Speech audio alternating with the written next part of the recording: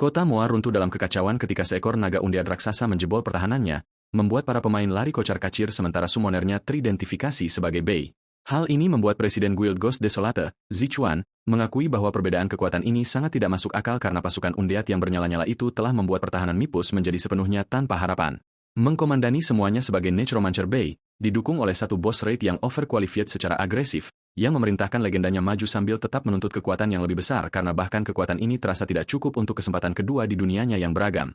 Setelah satu-satunya penyintas dengan 1 HP mendaki ke sini, meskipun dulunya hanya memiliki sisa hidup 1 tahun.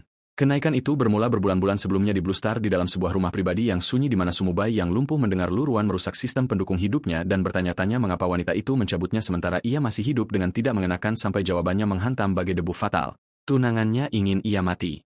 Luruan bersikeras ia melakukan ini sepenuhnya untuk dirinya sendiri sementara pemain terkaya Blue Star hanya bisa mengamuk di dalam tubuhnya yang membeku sebelum Xiao mendobrak masuk dan menuntut untuk tahu apa yang membuatnya terlambat. Mantan teman sekelasnya itu mengejeknya karena ragu-ragu terhadap target yang begitu tidak berdaya. Kemudian mengingatkan Luruan bahwa kematiannya mengalihkan seluruh kekayaan, mengungkapkan bahwa mereka telah mengatur kecelakaan pria itu 5 tahun lalu dengan mode siluman yang rupanya dinonaktifkan. Dan karena percobaan itu gagal, Xiao Su berjanji metode hari ini tidak akan gagal. Sebelum merobek topeng dan memerintahkan korban mereka yang tersenyum terjebak untuk mati, Lu menghentikan Jiao agar tidak terdistraksi di samping mayat tiruan tersebut dan menyebabkannya membawanya pergi sementara mesin yang sekarat meninggalkan korban mereka. Meskipun pria yang sadar itu mengutuk kedua pengkhianat tersebut, tahu bahwa perencanaannya dimulai sejak pertemuan dan saat detak jantungnya memudar, ia menolak untuk membiarkan penantian tak berdaya menjadi akhir kisahnya. Bahkan ketika lengannya jatuh dan setiap tanda kehidupan seakan terhapus, karena kode ungu yang aneh menjawab perlawanan terakhir itu alih-alih kehampaan, sementara di atas Blue Star, kerumunan orang menyaksikan pintu raksasa merakit diri melintasi langit, mengumumkan bahwa planet mereka telah dipilih untuk masuk ke dalam game Myriad Worlds. Setiap orang akan memulai kembali dalam kehidupan baru. Transmisi dimulai dalam 30 detik dengan pengetahuan yang ditanamkan, mendebarkan orang-orang biasa karena kekayaan dan pengaruh rupanya melewatkan langganan musim pertarungan. Sementara di dalam kamar tidur, Xiao mengamuk bahwa miliaran yang dicuri tidak dapat masuk ke dalam game berbahaya ini. Kemudian berasumsi Sumubai yang hancur tidak dapat bertahan hidup meskipun ada 1 napas kualifikasi terakhir. Sebelum hitung mundur berakhir dan cahaya transmisi melarutkan kedua konspirator tersebut, korban mereka yang masih sadar mengenali transmigrasi dan menggenggam kesempatan kedua yang sangat nyata. Jadi dengan kematian yang mendekat, ia berpegang teguh pada kehidupan alih-alih menyerah. Energi ungu membanjiri kota dan membawa setiap pemain yang terpilih melampaui Blue Star saat kepanikan, kegembiraan, dan penyesalan mengubah jalan-jalan menjadi lobi pemuatan paling ramai bagi umat manusia. Perjalanan tersebut meninggalkan mantan penyandang disabilitas itu sendirian di antara reruntuhan kuil keturunan yang mengapung di mana ia mendapati tubuhnya yang telah dipulihkan berfungsi kembali dan bangkit. Terkejut namun hidup sementara sistem memindainya, menetapkan status keturunan, dan meminta nama dalam game. Mengambil Bei sebagai nama gamennya, Su menyelesaikan pendaftaran, dan memasuki kebangkitan bakat. Sementara sistem mengatakan semua orang mendapatkan 1 bakat yang diberi peringkat dari F hingga SSS, membuatnya berharap alam semesta akhirnya menghapus kesialan dari antrean pribadinya. Peran tersebut mengungkapkan bakat terlarang promosi kelas S yang rusak gemilang hingga cetakan kecilnya muncul. Promosi secara bebas menaikkan item 1 tingkat. Sublimasi menaikkan 2 tingkat dengan sumber daya. Bencana 3 tingkat untuk rentang hidup. Sebelum jackpot tersebut diuji, sistem menuntut kelas dan memanggil arketipe pertempuran yang dibagi di antara fisik, sihir, pertahanan, dan dukungan, meninggalkannya di antara pejuang dan penyihir hingga statistik awal yang mengerikan menghapus setiap opsi menarik dengan kejujuran algoritmik yang agresif. Hanya Necromancer yang tetap tersedia, mengubah pilihan kelas yang seharusnya menjadi 1 tombol kesepian, yang dikunci oleh Bei sebelum ia dapat membantah mahakarya pilihan palsu ini. Meskipun tongkat sabit mahkota tengkorak terlihat cukup gaya untuk menjualnya pada undead hingga statusnya menunjukkan permanen 1 dari 1 HP karena pengkhianatan rupanya membuka mode mimpi buruk dengan hanya 1 tahun sisa hidup. Bahkan goresan kecil pun bisa menyia-nyiakan bakat S gradenya. Namun tidak ada reset atau jalan mundur yang tersisa, membuat pertaruhan yang lebih besar menjadi satu-satunya strateginya karena promosi berlaku di luar item. Dan ia menargetkan kelas yang baru diberikan yang peningkatan bencananya biasanya menelan biaya 100.000 tahun kecuali kebangkitan memberikan 1 aktivasi gratis.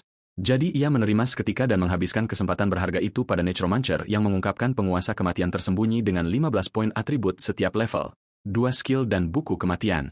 Tetapi game dimulai dalam 10 detik, memaksa tumpukan penelitian jarahan itu untuk menunggu saat ia menyalurkan kekuatan barunya ke dalam 1 janji. Lu dan Jiao akan menghadapi keputusasaan. Ketika hitung mundur selesai, kematian memakan level dan setidaknya 10 tahun sisa umur. Meskipun perlindungan desa pemula menjeda penalti tersebut saat para pemain Blue Star terwujud, menempatkan Bei dan desa Empire Shenlong 9527. Fantasi lamanya akhirnya menjadi nyata. Sementara para pendatang baru menyiarkan kelas dan bakat seperti iklan guild yang panik, ia pergi untuk menguji kemampuannya. Dimulai dengan summon kecil kerangka Frank, roh lambat dan mahal yang menjadi kelemahan skala kecil bersama dengan Soulburn Frank, memberikan 15% damage roh selama 5 detik dalam radius 30 meter. Pasangan awal ini menyediakan pemanggilan dan damage langsung. Berguna namun mengecewakan untuk kelas tersembunyi hingga Leveling peringkat S membagikan HP-nya dengan satu undiat yang dipanggil setiap 10 detik sementara Amplify Summon peringkat S memotong waktu casting dan cooldown, meningkatkan minion 50% dan menaikkan kapasitas 500%. Bersama-sama, mereka menetapkan kelemahan satu HP-nya dan menyerahkan tangan pembuka yang bertumpuk pada si lemah yang dianggap remeh. Kemudian buku kematian terwujud dengan segala kehalusan jarahan legendaris, mengungkapkan Grimoire hukum terikat dan tidak dapat dihancurkan yang naik level seiring dengannya dan menampung skill eksklusif, namun efeknya tetap terkunci.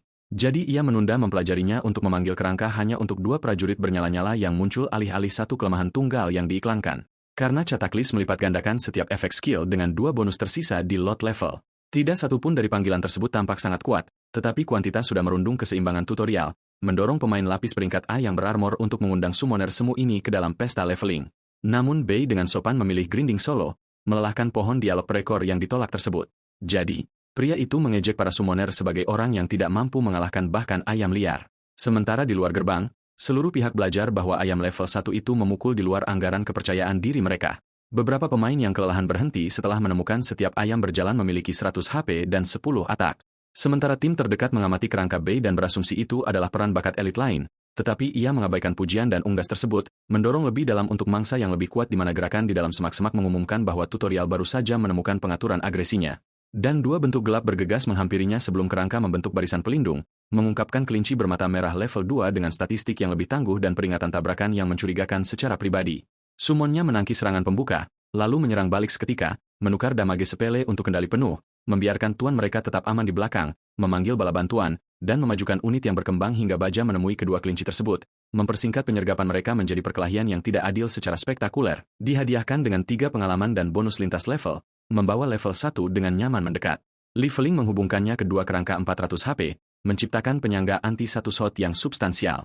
Tapi ia membatasi pasukannya hingga 4, bertani secara diam-diam tanpa menarik perhatian, meskipun para penonton menyatakan dia papan atas beberapa saat sebelum level 1 memberikan 15 poin atribut, yang menjadi 4 kelincahan dan 11 roh sebelum potensi skill promosi terlintas di benaknya.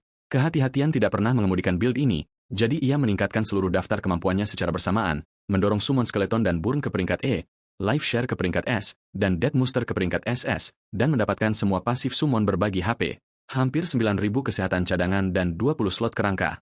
Era profil rendahnya berakhir seketika saat ia mengisi setiap slot untuk kekuatan daya leveling maksimum, lalu mengalihkan promosi pada buku kematian karena peralatan eksklusif layak mendapatkan perlakuan yang sama, mengubahnya menjadi Death Codes dengan kekuatan mantra ditambah pemanggilan dan penyimpanan yang dikendalikan oleh pikiran. 15 kekuatan mantra saja tidak bisa membuatnya terkesan. Jadi, penilaian Codes yang tepat menunggu hingga level 10. Dan leveling serius dimulai ketika pasukannya menyerang kucing iblis cakar level 3 sebelum ia memanggil semua 20 prajurit karena komitmen parsial secara diam-diam telah mati. Death Muster dan Cataclysm mengurangi setiap siklus pemanggilan menjadi 2 detik, membasuh medan perang dalam api biru, sementara pedang yang terkoordinasi menghapus para iblis dan mendapatkan 5 pengalaman perpembunuhan lintas level, membawa komandan mereka ke level 2 sebelum pak yang tidak terorganisir itu dapat merespons, di mana ia mengirim pasukan ke depan, mengubah jalur hutan menjadi speedrun undead. Dan setelah setengah jam mencapai hutan kabut, Mist Forest, Dungeon pertama yang tersedia bagi pemula. Sistem menyarankan untuk tidak masuk solo, meskipun 20 rekan bersenjata membuat peringatan itu menjadi komedi murni. Jadi Bei mengonfirmasi dan meninjau pengaturan normal, sulit, mimpi buruk, dan neraka. Memilih neraka sekadar seolah-olah tombol yang lebih aman hanya mendekorasi menu. Portal merah Crimson menerima pilihannya dan menyeret seluruh skuad ke hutan kabut di mana kabut ungu yang lebat mengonsumsi jalan, membuat navigasi konvensional tidak berguna. Jadi, ia merobek kerangka untuk mencari rute dan membunuh monster. Radius kendali 100 meter mereka, menjaga setiap minion yang berkeliaran tetap terhubung dengan aman. Satu pengintai menemukan Triant kabut elit level 8 dengan 3.600 HP dan entangle, akhirnya memberikan pasukan bertumpuk sesuatu yang layak untuk label monster sebelum setiap kerangka berkumpul dan Triant tersebut menyapu satu lengan raksasa melalui formasi mereka, menjebak satu penyerang dengan tanaman merambat hidup sementara meledakkan yang lain ke belakang. Namun angka mengabaikan etiket. Jadi komandan mereka menyerang untuk tembakan fokus penuh. Serangan terkonsentrasi mereka membunuh Triant tersebut untuk 60 pengalaman, membuktikan neraka menambahkan 3 level dalam status elit. Tetapi sebelum pengali itu dapat dinikmati, sesuatu yang besar mencambuk dari balik pepohonan saat buah pohon kabut elit level 8 meluncurkan pencekikan dengan 3.000 HP dalam jangkauan serius. Bei secara pribadi melemparkan burn pejuang jiwa berulang kali sebelum ular tersebut dapat menyempit. Lalu kerangka jatuh dari segala arah, bilah pedang mereka mengubah pertahanannya menjadi blender hingga elit kedua menghasilkan 60 pengalaman lagi dan membersihkan jalan langsung. Bahkan 3 kali lipat roh Necromancer biasa membuat mantranya lebih lemah daripada para minion yang telah ditingkatkan. Meskipun Maya tersebut menjatuhkan ikat pinggang buah pohon besi hitam level 5 yang menawarkan armor dan konstitusi yang saat ini tidak dapat digunakan, jadi ia menyimpannya sebagai uang penjualan di masa depan. Formasi bergerak lebih dalam ke dalam kabut ungu sambil memburu mangsa yang lebih besar, hanya untuk dikepung oleh para treant dan buah pohon di setiap sisi. Komandan mereka kemudian mulai melakukan panen, membanjiri tempat terbuka tersebut dengan gelombang kerangka lain yang kerumunannya bergerak selengkap pabrik dengan bilah pedang yang teralokasi sempurna, memotong batang pohon dan lilitan. Ledakan pengalaman melesatkannya langsung ke level 5 di antara para elit yang berguguran. Mendapatkan 3 level membuat Baya menyeringai saat Dungeon tersebut akhirnya memberikan hasil yang layak, termasuk sebuah tongkat, wand, belati, jaket kulit, serta buku mantra Entangle dan Strangle. Semuanya adalah besi hitam atau peringkat E, meskipun hanya tongkat kayu lemah yang cocok dengan build-nya saat ini, dan itu pun perlu diganti. Yang terpenting, Death Checks mencapai level 5 dan memperkuat efek dasarnya, memberikan 75 kekuatan mantra, spell power, 25 untuk setiap atribut, dan melipat gandakan kerusakan undead untuk dirinya serta para summonnya. Jadi, ia memanggil kembali semuanya, mengenakan perlengkapan baru, dan menuju ke bos Dungeon. Persiapan selesai. Pasukan menuju ke arena bos untuk menguji batas maksimal dari mode neraka, Hell Mode, di mana seorang bos perak yang diapit oleh 2 elit yang diperkuat akhirnya layak mendapatkan perhatian serius, karena Raja Mistri Boa level 8 memiliki 88.000 HP, 5 skill, dan pengawal yang ganas. Angka-angka tersebut membuat Baya meragukan ketahanan kerangkanya. Namun, mundur tidak pernah menjadi pertimbangan. Jadi, serangan langsung dikirimkan dengan garis depan meluncur ke arah kedua pengawal, di mana tubuh mereka yang diperkuat berbenturan dengan undead, saling bertukar pukulan dahsyat melawan baja biru sampai salah satu pengawal menggigit kerangka hingga hancur seketika, membuktikan bahwa ruang bos sudah berhenti bermain-main. Tetap saja, lautan summon di sekelilingnya menjebak kedua elit di bawah tekanan tanpa henti sementara komandan mereka menuntut serangan yang lebih keras, menggiling musuh di bawah keunggulan jumlahnya, yang membunuh kedua pengawal Mistri Boa dengan masing-masing 180 poin pengalaman. Dengan hilangnya para pengawal, setiap bilah pedang berkonsentrasi saat Burn menghantam Raja secara langsung. Namun, Soulfire hampir tidak menyentuh kesehatan masifnya, yang justru memicu kemarahan saat ular merah, Crimson Serpent, bangkit dan melepaskan raungan di seluruh arena, membuat Baya mengaku bahwa kerusakan pribadinya terlihat menyedihkan di samping bilah kesehatan tersebut. Sementara kerangka menebas dari setiap sisi, memaksa tubuh besar itu melingkar dan mencambuk hingga sapuan ekor menghancurkan formasi mereka dan melemparkan beberapa prajurit. Kemudian sang raja melahap mereka satu persatu, menuntut penggantian summon seketika. Gelombang baru menyerbu tubuh yang terekspos sementara tulang-tulang yang hancur menutupi tanah, hanya agar ular tersebut mengumpulkan energi di atas kepalanya, memberi isyarat sesuatu yang jauh lebih besar sebelum semburan racun, Poison Spray, meletus sebagai proyektil hijau yang mengarah lurus ke medan perang yang padat. Daripada mengelak, Kesatria Putih, White Knight, menyambut racun tersebut, mempercayai cadangan life share-nya, dan awan tersebut melingkupinya tanpa bahaya karena batas atas yang dibagikannya melebihi 100.000 HP, memungkinkannya membalas pembunuhan gagal itu dengan burn line dan permintaan ceria untuk mati saat mantra dan bilah kerangka mendarat bersamaan, mengosongkan sisa kesehatan sang ular, membunuh bos perak tersebut untuk 14.400 pengalaman, ditambah bonus 50%. Bos solo pertama desa 9.527 dan penghargaan solo perak memberikan 6 batu jiwa kehidupan, Life Soul Stones, dan 6 emas. Kemudian sebuah pengungkapan mengekspos White Knight, memicu tebakan bahwa bakatnya berpangkat S atau lebih tinggi karena pemain biasa bertarung melawan monster kecil sementara orang asing ini memperlakukan bos seperti urusan harian. Di tempat lain, seorang pemimpin berambut ungu menyesali penolakannya terhadap Maple Leaf untuk solo besi hitam, Black Iron Solo. Meskipun kesempatan lain masih ada, sementara pengguna tombak Maple Leaf, Xia, mengalahkan seekor babi hutan untuk 466 kerusakan, namun mengakui bahwa White Knight lebih kuat karena bos perak saat ini melampauinya, meyakinkan Wealthy World bahwa bakat tak dikenal itu kemungkinan besar adalah peringkat SS di atas hadiah S-Rang Maple Leaf.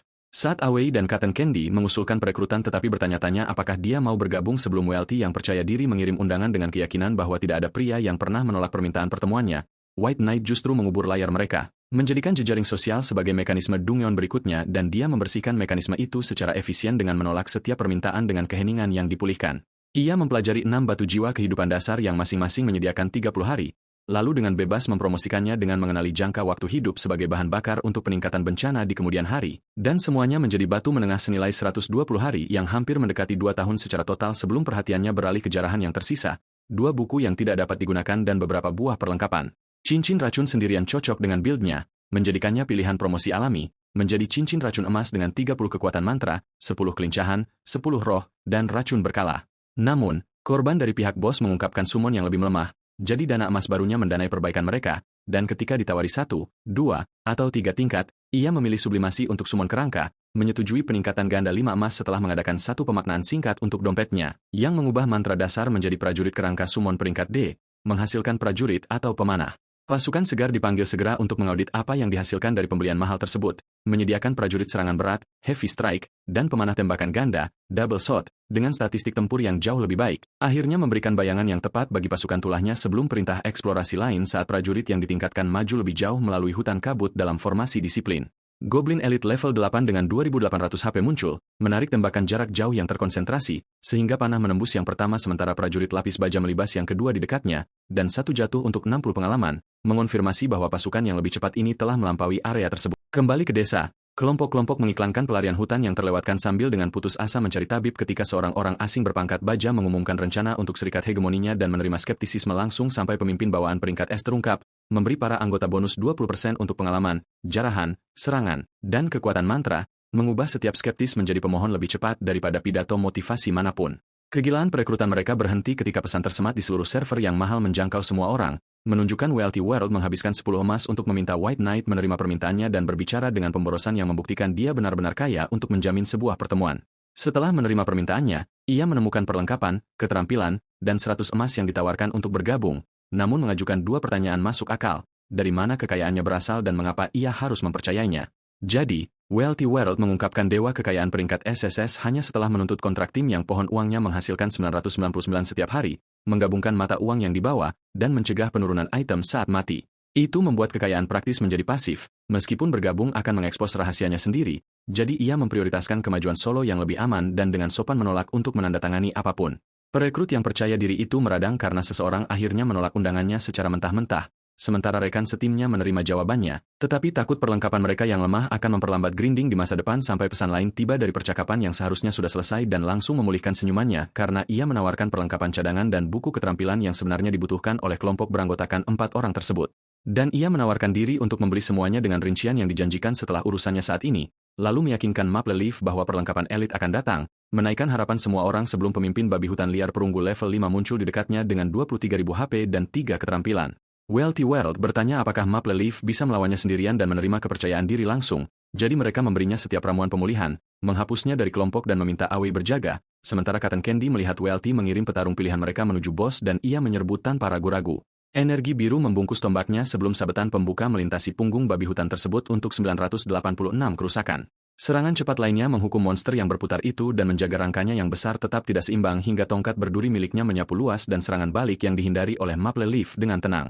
Maple Leaf dengan tenang membaca ayunan berat tersebut dan mencatat lawannya tetap terlalu lambat.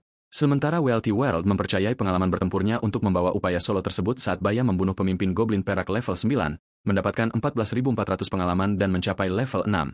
Tumpukan perlengkapan, buku, dan batu yang dihasilkan mengubah kemenangan menjadi hukuman manajemen inventaris, di mana perisai tulang yang diperkuat menawarkan sedikit manfaat, dan jubah kabut emas pengurang agro gagal dalam inspeksi mode sampai lambang pemimpin emas menyediakan 200 HP, 400 mana, peluang kritis mantra, dan roh sementara.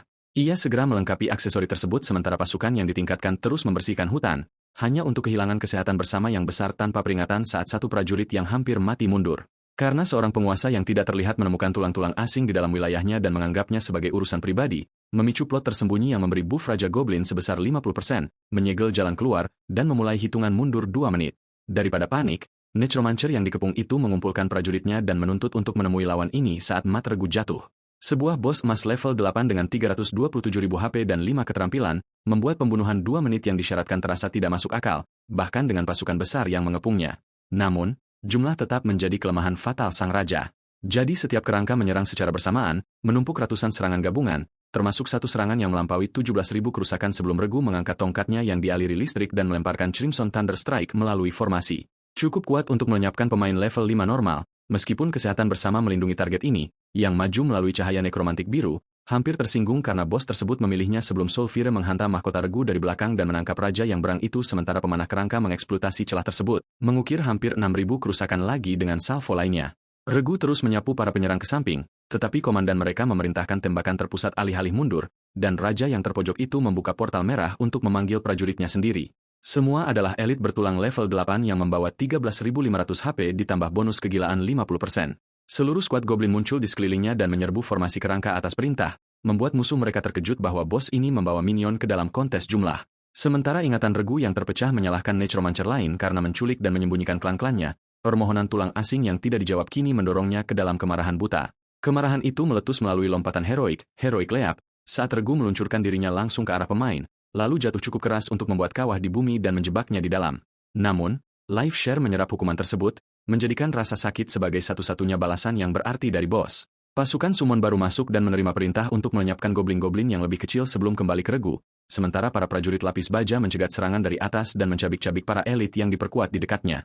Sementara itu, para pemanah melepaskan tembakan salvo bersinkronisasi di bawah tangan komandan mereka yang terulur, dan anak panah menembus goblin yang disummon secara berurutan, melucuti perisai darurat Regu hingga sang raja yang terpojok bersumpah tidak akan pernah menjadi budak lagi dan memicu berserk, mendapatkan peningkatan 50% serangan dan kecepatan, tetapi kehilangan separuh pertahanan mereka, sebuah pertukaran oleh Yai Mox. Pengumuman Maple Leaf menginterupsi mereka, mengonfirmasi keberhasilan desanya menaklukkan bos perunggu solo pertama, meskipun hilangnya posisi pertama tersebut tidak berarti apa-apa di samping plot tersembunyi ini. Jadi sang Necromancer memfokuskan kembali perhatiannya, mengirimkan setiap prajurit dan anak panah menembus pertahanan yang melemah dalam satu serangan terkonsentrasi yang hantamannya bertubi-tubi mendorong Regu ke belakang, melepaskan mahkotanya, dan menjaga kemenangan berbatas waktu tetap dalam jangkauan. Mengalahkan Regu memberikan 43.200 poin pengalaman, naik ke level 7, 12 batu, dan tambahan emas. Namun, mayatnya sama sekali tidak menjatuhkan apapun, mengisyaratkan bahwa plot tersembunyi ini belum selesai menagih. Di tempat lain, pendiri hegemoni merayakan harta karun rentan hidup sementara para rekrutan memproklamasikannya sebagai yang terhebat di desa dan meremehkan Maple Leaf sebagai orang yang beruntung. Dengan lantang menuntut ketua guild mereka memburu bos emas sampai pengumuman solo bos emas pertama oleh White Knight mengaudit kepercayaan diri semua orang secara cuma-cuma.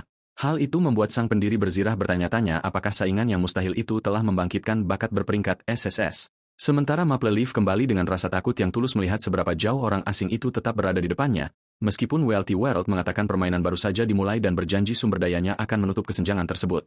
Sebelum kelompoknya menuju ke dungeon pertama mereka untuk menguji formasi mereka yang semakin membaik karena membunuh Regu dalam waktu 2 menit memicu mimpi buruk Regu Nightmare, meningkatkan tingkat neraka menjadi bencana besar, disaster. Roh Raja yang gugur bangkit dan memandangi pembunuhnya dengan bingung akibat transformasi tersebut, sementara potongan-potongan memori memperlihatkan penderitaan para goblin dan mengidentifikasi kerangka kecil pertama sebagai anggota klannya, yang langsung menarik perhatian sang Necromancer sebelum kehadiran lain berkumpul di sekitar mayat dan cahaya biru yang ganas menelan Regu, memaksa wujud yang sepenuhnya berbeda untuk tercipta. Seekor Raja Kerangka Emas Gelap, Dark Gold Skeleton King, level 10 dengan 1,88 juta HP, 9 skill, dan atribut yang ditingkatkan oleh kegilaan, Madness. Namun, Regu yang telah bertransformasi hanya bisa meratapi kenyataan bahwa ia tidak pernah bisa lepas dari takdir menjadi undead sebelum membangkitkan para pelayan spektral dan memerintahkan pasukan undead barunya untuk menyerang, lalu memadatkan senjata hitam kolosal di atas kepalanya sementara energi kematian melingkari zirah bajanya. Sebuah pemandangan yang begitu berlebihan hingga lawannya mempertanyakan keberadaannya di dalam desa pemula manapun, sebelum jawabannya tiba berupa sambaran petir menjulang yang menelan pasukan yang baru dipanggil itu. Pasukan Regu mencakup para prajurit, pemanah, dan penyihir level 10 yang ditingkatkan sebesar 20% oleh Aura of the Dead, dan hanya 6 summon biasa level 20 yang hampir setara sementara raja mereka memerintahkan agar semuanya dikonversi. Memaksa sang Necromancer mengakui bahwa pertukaran langsung tidak dapat mengalahkan kekuatan serangan yang begitu luar biasa sebelum plot tersembunyi menghapus perlindungan desa, membuat kematian mengorbankan 10% rentang hidup dengan minimum 10 tahun. Thunder Heavy Strike kemudian merobek formasinya dengan kerusakan sekitar 10.000 poin perserangan, dan guncangan bersama itu mencapainya secara pribadi, membuktikan bahwa bencana mengancam lebih dari sekadar tulang-tulang sekali pakai. Jadi, setiap penyintas mengalihkan perhatian ke arah summon musuh yang lebih kecil untuk dieliminasi secara terkonsentrasi. Tetapi 20 prajurit tidak dapat menembus pertahanan Regu dengan cukup cepat, menyisakan satu rute peningkatan putus asa, yang membutuhkan batu jiwa kehidupan yang diserap dalam perjudian 5 tahun demi menghadapi malapetaka lain. Jadi, 15 batu menengah yang dipromosikan hancur saat ia mengonversi masa hidup yang tersimpan di dalamnya. Dengan sisa waktu kurang dari 6 tahun, ia memilih prajurit yang paling tahan lama di antara 3 mutasi, mengorbankan 5 tahun untuk prajurit kerangka summon peringkat C, yang melipat gandakan HP-nya 5 kali lipat dan serangan 10 kali lipat. Ia secara pribadi memanggil para prajurit yang telah ditingkatkan itu, ingin tahu kubu mana yang membangun pasukan paling mematikan, masing-masing tiba dengan 69.750 HP, 3.700 serangan, dan Heavy Strike sebelum 2 di antaranya menghantam Regu dengan lebih dari 24.000 total kerusakan gabungan dan mengamankan garis depan. Sementara itu, yang lainnya mencabik-cabik summon Regu, pukulan berat mereka jauh melampaui anak panah biasa, mendorong pasangan-pasangan berikutnya hingga kerumunan yang diperkuat membanjiri medan perang. Dan Regu menjawab dengan berserk, mendapatkan 50% serangan dan kecepatan sementara memotong separuh pertahanannya, mengundang satu gelombang terkonsentrasi terakhir saat setiap prajurit menubruk tubuhnya yang kini rentan hingga Raja Kerangka yang kelelahan itu terhuyung-huyung di bawah serangan mereka, menolak untuk menerima kekalahan lagi. Pukulan pamungkas membunuh bos emas gelap level 10 tersebut demi 270.000 poin pengalaman, membawa White Knight ke level 8, sementara hadiah solo emas gelap pertama menyediakan 40 batu jiwa kehidupan menengah dan 60 emas. Kemudian, pembersihan Dungeon pertama dan tingkat neraka, Hell, menambahkan 5 permata atribut, 20 batu, dan 25 emas. Meskipun ia langsung memprotes bahwa sistem salah memberi label pada pembersihan bencana miliknya yang hanya disebut tingkat neraka. Di luar, Hongwu memimpin para rekrutan hegemoni menuju hutan kabut, Mist Forest, sambil dengan terbuka menambahkan lebih banyak anggota dan menyambut pelamar lain yang sudah merasa nyaman dengan organisasi mereka yang berkembang pesat hingga para pemain melihat kelompok perlengkapan lengkap milik Wealthy World dan langsung memahami sumber pendanaan tersebut, mendorong Hongwu mengenali namanya dan memperhatikan kekuatan saingan di samping portal yang setnya yang lengkap level 5 membuat semua orang mempertanyakan seberapa kaya sebenarnya wanita itu. Sebelum kedua pemimpin bertukar reputasi dengan sopan sambil hati-hati mengukur organisasi pihak lain, Hongwu mengusulkan taruhan sekarang setelah kedua kelompok mencapai Dungeon yang sama, menantang mereka untuk berlomba mendapatkan pembersihan pertama hutan kabut sementara Wealthy meminta taruhannya. Jadi, ia menawarkan keanggotaan hegemoni jika menang, membayangkan bakat pria itu digabungkan dengan uangnya, tetapi menjanjikan bantuan penuh guildnya seandainya kelompok wanita itu yang menang. Wealthy menaikkan harga tersebut menjadi 3 bantuan, bernegosiasi dengan percaya diri bahkan sebelum mereka masuk, yang disetujui Hongwu beberapa detik sebelum pengumuman pembersihan pertama White Knight yang tertunda membatalkan seluruh taruhan mereka, membuat kedua negosiator terpaku sementara sistem mengeksekusi ketepatan waktu komedi yang sempurna. Hongwu menyadari White Knight membuatnya tampak konyol, lalu mengalihkan upaya mereka ke mode sulit, hard mode, ketika pengumuman pembersihan bencana solo pertama untuk neraka, emas gelap, dan bintang biru mendarat secara beruntun. Jadi, ketua guild yang marah itu menelan rasa malunya dan memerintahkan semua orang masuk. Bagaimanapun, Wealthy World menolak untuk masuk segera karena hadiah pembersihan pertama yang telah lenyap menghilangkan segala urgensi.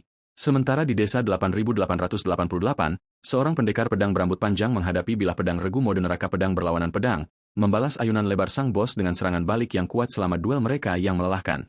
Namun, tepi pedang sepanjang 3 kaki itu telah bertarung selamanya tanpa kemenangan dan bertanya-tanya bakat apa yang diterima White Knight.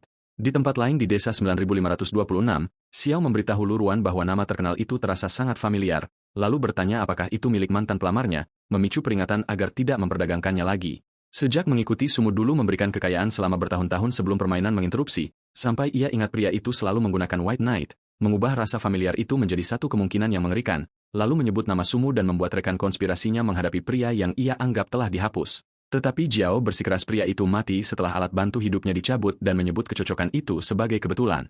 Ia tetap mengakui kepulangan apapun berarti masalah dan menyarankan Lou merayunya lagi jika diperlukan. Sebuah rencana cadangan yang ia terima, sangat yakin pesonanya dapat menangani siapapun.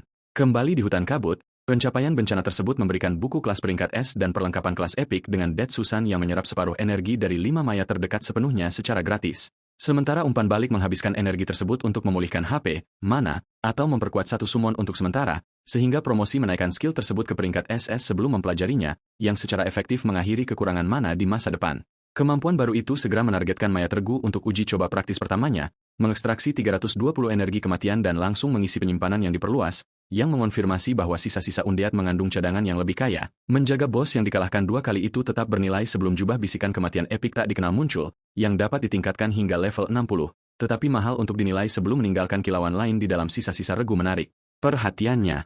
Jadi ia menggeledah bos yang 2 kali mati itu, mengharapkan barang berharga yang cocok untuk dibundel ke Wealthy World, hanya untuk mayat tersebut menjawab dengan ledakan jarahan premium yang luar biasa, koin, permata, perlengkapan, material, 5 buku skill, dan bola kristal misterius hail menghujani mana-mana. Sementara 3 buku summon peringkat C secara tak terduga menawarkan fusi menjadi summon kerangka tingkat lanjut, Advanced Skeleton, menggantikan skill sebelumnya dengan opsi juara, champion, pemanah, dan penyihir sambil mengundang peningkatan lainnya. Jadi promosi menjadikannya peringkat B, melipat gandakan summon per casting, tetapi menuntut 1000 mana. Biaya brutal itu penting sampai bola kristal biru yang tidak biasa mencuri fokusnya, mengungkapkan quest Epic Extreme Highless Legacy, yang penerimaannya untuk sementara membuka kunci item yang disegel.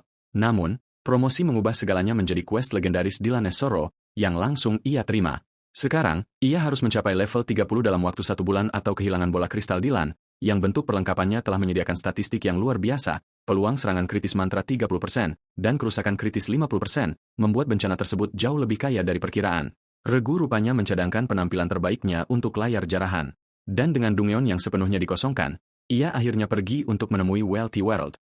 Kelompok wanita itu tetap berada di samping portal sementara Cotton Candy menjadi semakin tidak sabar hingga White Knight tiba disambut dengan antusias oleh setiap pembeli yang berkumpul, membuatnya bertanya-tanya apakah seluruh kerumunan ini berkumpul hanya untuk membayarnya saat Wealthy mengonfirmasi bahwa ia membawa semuanya dan setuju untuk berdagang di tempat. Kemudian menyuruh kerangka Turing terwujud di sekitar mereka, membuat transaksi sederhana itu menjadi menakutkan secara tidak sengaja dan meyakinkan Welty bahwa bakat pria itu pastilah peringkat SSS, meskipun ia secara terbuka iri pada kekuatan tersebut. Pria itu bertanya apakah wanita itu dapat membeli semuanya dan Welty dengan percaya diri menjamin pembayaran sebelum kerangka menurunkan segunung perlengkapan yang mengejutkan setiap anggota kelompoknya karena harga besi hitam 5 perak, perunggu 20, dan buku peringkat D20 emas. Welty langsung menerimanya sebelum melemparkan sekantong koin padanya untuk dihitung, yang ia tangkap dengan bersih, siap melangkah melampaui barang obrolan. Wanita itu mengharapkan barang yang benar-benar berharga sekarang. Sementara ia memperingatkan bahwa dompet wanita itu mungkin akan keberatan, lalu mengungkapkan perlengkapan emas dan buku peringkat C sampai anggaran mewahnya pun tampak fana. Jadi Welty mengakui uang hari ini tidak mencukupi, tetapi pria itu menerima saldo hari esok melalui kontrak sistem. Meskipun satu buku peringkat C tetap dihargai tegas sebesar 500 koin emas, kebangkitan, sebuah skill pendeta yang membangkitkan pemain di luar pertempuran dan menanggung setiap penalti kematian kecuali jangka hidup, si kaya raya memboroskan segalanya, menjanjikan keseimbangan hari esok sementara kedua belah pihak menyegel kesepakatan tersebut, membiarkannya mengingat bahwa pohon uang wanita itu menghasilkan hingga 999 koin emas setiap hari dan menyimpulkan bahwa efek tersembunyi dewa kekayaan. Menjelaskan keyakinan pembayaran penuhnya. Kemudian, ia menawarkan kesepakatan lain. Pembersihan pertama mode mimpi buruk yang dijamin ditambah kekuatan yang cukup untuk farming mode neraka, asalkan wanita itu menyerahkan batu jiwa kehidupan dari pembersihan tersebut dan setiap batu yang saat ini dipegangnya. Sebuah syarat yang langsung diterima si kaya raya karena ia mengerti pertukaran dermawan itu tetap menguntungkan seluruh timnya. Belakangan, para summonnya melakukan farming bison level 10 dan serigala padang rumput elit sementara ia beristirahat di dekatnya, sama sekali tidak terusik oleh pertumpahan darah kecil saat pengalaman mengalir dengan mudah hingga ksatria putih mencapai level 9, memperoleh 15 poin gratis, dan mencari sang penilai yang sedang tidak ada di tempat, hanya untuk mengetahui bahwa profesional terhormat itu telah meninggalkan tokonya untuk melukis di padang rumput. Tiba-tiba, satu champion mati seketika, meskipun Cataclysm membangkitkannya sepenuhnya di dalam ruang summon, membuatnya terkejut karena hampir 150.000 HP lenyap dalam satu serangan mengerikan.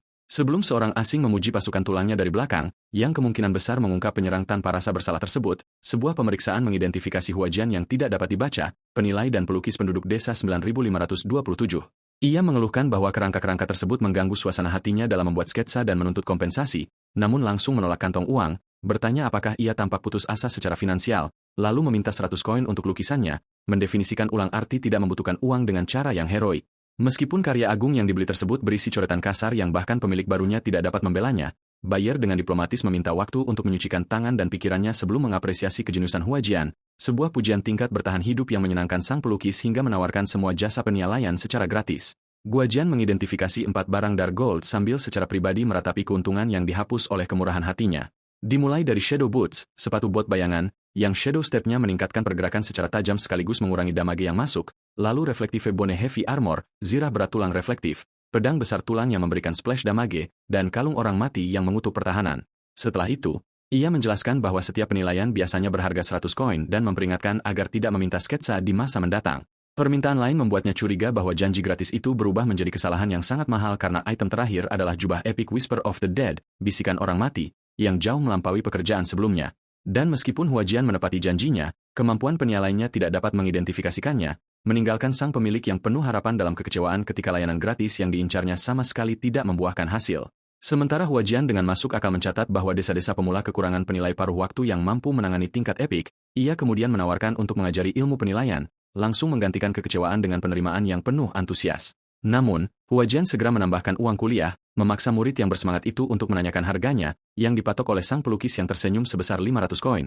Tetapi dalam mata uang mimpi buruk kolektor, khususnya koin emas kuno, yang secara komersial tidak bernilai, cetakan usang yang sangat dihargai oleh para kolektor. Promosi memberikan celah yang sempurna karena emas biasa yang ditingkatkan menjadi mata uang kuno tersebut. Dan permintaan pertemanan Huajian membuka quest tersembunyi yang menukarkan 500 koin dengan penilaian dasar. Bei menghentikan mentor yang hendak pergi itu sebelum Huajian dapat menolak pembayaran sebagai sesuatu yang tidak mungkin, lalu mengeluarkan seluruh kantong koin yang telah dipromosikan dan meminta identifikasi, membuat sang kolektor terdiam di hadapan kekayaan mustahil yang duduk tepat di hadapannya. Maka muridnya dengan tenang meminta untuk melanjutkan, meredukan quest tersembunyi menjadi urusan kertas di hari yang sama, dan Huajian menganugerahkan penilaian dasar, langsung menyelesaikan quest koleksi pertama itu. Ancient Gold Coins 2 menyusul, menuntut 10.000 koin lagi untuk hadiah yang sepenuhnya tidak diketahui. Misteri kedua yang diterima Bei karena kejutan yang dijanjikan Huajian tampaknya layak untuk diselidiki, meskipun penilaian dasar terasa tidak cukup. Jadi, promosi menaikkan buku tersebut menjadi penilaian tingkat menengah, memberikan profesi dengan tingkat keberhasilan Dark Gold 60% dan tingkat keberhasilan Epic 10%. Yakin bahwa 10% sudah cukup, Ia langsung menargetkan jubah Whisper of the Dead yang keras kepala itu. Hanya untuk membuat upaya pertamanya gagal dan memicu pertanyaan tentang keberuntungan yang buruk. Kemudian kegagalan berulang mengubah statistik 10% itu menjadi sesuatu yang terasa begitu pribadi hingga ia harus mengakui kekalahan, membiarkan jubah epik tersebut tidak teridentifikasi meskipun ia bersikeras dengan gigih. Ketika sistem mendeteksi peti harta karun liar di depan dan mengalihkan perhatiannya, ia mengikuti cahaya yang jauh, beralasan bahwa penjaga yang lebih kuat umumnya melindungi hadiah yang lebih kaya. Di titik penanda tersebut, sebuah peti perak terletak di atas tunggul di antara serigala padang rumput yang mengitarinya, mengonfirmasikan prediksinya dan menempatkan harta karun dalam jangkauan begitu para penjaga mereka lenyap. Maka, kerangka tingkat lanjut tiba dan menerima perintah ceria untuk membersihkan kawanan tersebut, yang serangan pembukanya telah mencabik-cabik beberapa serigala dengan damage melebihi 1.500. Raja Serigala Padang Rumput yang terluka merespons dengan memanggil anggota kawanan tambahan, dan gelombang baru menyerbu peti tersebut, mencoba mengubur kerangka yang jumlahnya lebih sedikit di bawah gelombang angka. Namun sang komandan membalas penyergapan itu dengan formasi yang bahkan lebih besar saat serigala-serigala yang melompat menerjang langsung ke dalam tentara Undead yang semakin luas, tempat para champion berzirah menangkap setiap penyerang di dekatnya dan meremukkan setiap musuh tanpa menyerah sebelum raja mereka ambruk di bawah kerangka-kerangka di sekitarnya, mengakhiri argumen numerik kawanan tersebut. Hampir sebelum pemanggilan selesai, kemenangan tersebut menghasilkan 36.000 seker, 1 emas, dan 38 perak, ditambah permata kelincahan, buku skill dasar, dan gelar wilayah pertama level 10, yaitu Fear Ahead, ketakutan di depan. Ia kemudian dengan berani menguji apakah promosi dapat memengaruhi peti liar yang belum dibuka. Dan eksperimen itu berhasil seketika, meningkatkan wadah tersebut sebelum ada hadiah yang lolos ke dalam peti harta karun emas yang tidak terkunci, yang kemilauannya praktis menuntut perayaan segera.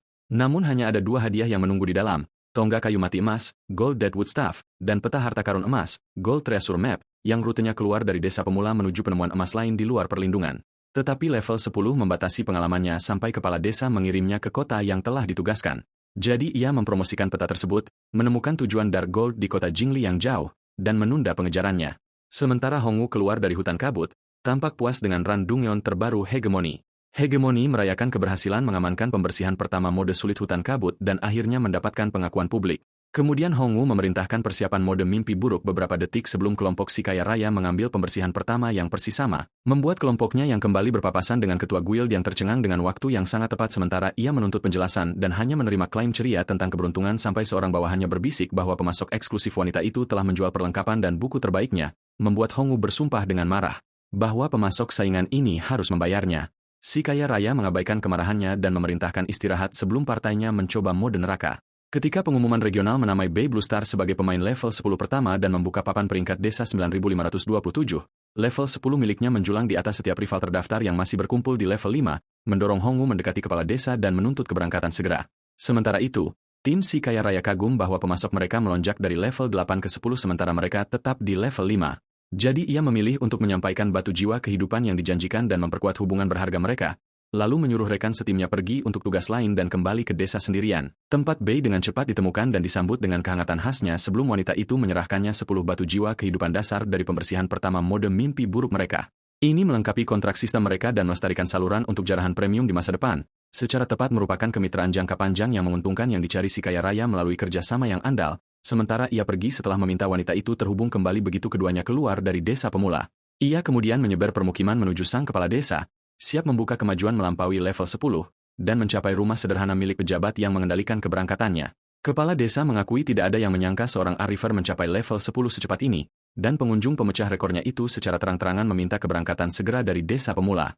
Jadi, sang tetua membawanya masuk, mencatat bahwa para Arriver akan mewarisi tanah terlarang ilahi, tempat susunan teleportasi tersembunyi menghubungkan desa 9527 secara permanen dengan kota Laut Timur, East Sea City, metropolis pesisir makmur Kekaisaran Shenlong di salah satu dari 10 ibu kota tingkat 1. Saat teleportasi dimulai, sang kepala desa memperingatkan bahwa tantangan sesungguhnya dimulai di sana dan menerima janji pembayaran, lalu mendesah pelan begitu portal tertutup dan tamu belum pernah terjadi sebelumnya itu lenyap, mengetahui kekacauan yang akan datang di tanah terlarang ilahi dapat membunuh banyak sekali Arriver. Sementara itu, Xiao Su dan Lu Yan mengenali nama yang meresahkan itu dalam pengumuman level 10, memicu pertanyaan tentang Sumu, meskipun Lu mengabaikan perbedaan apapun karena jika mantan tunangannya ini memiliki kekuatan tersebut, ia berharap dapat mengendalikannya kembali. Sementara susunan kota Laut Timur menempatkan pendatang baru itu di antara kanal-kanal, kereta kuda, dan jalanan yang ramai, di mana ia mengeluhkan bahwa kelulusan tutorial tidak menyertakan hadiah, dan progres tampaknya melupakan peti bonusnya. Kemudian buku hukum kematian bangkit di sampingnya dan mengumumkan kedatangannya sendiri di level 10, menambahkan 300 kekuatan mantra, spell power, 100 untuk setiap atribut, dan hukuman pengurasan jiwa, soul draining, yang melipat gandakan penalti pemain yang terbunuh sekaligus membuka kemampuan eksklusif penguasa kematian, Dead Saffron. Maka, buku yang terikat aturan itu mengajarkan skill peringkat SSS pertamanya yang tersedia, Dead Gaze, Tatapan Maut, yang memberikan true damage berkelanjutan, menimbulkan ketakutan, menekan kehidupan yang lebih lemah, dan melumpuhkan korban yang dibangkitkan.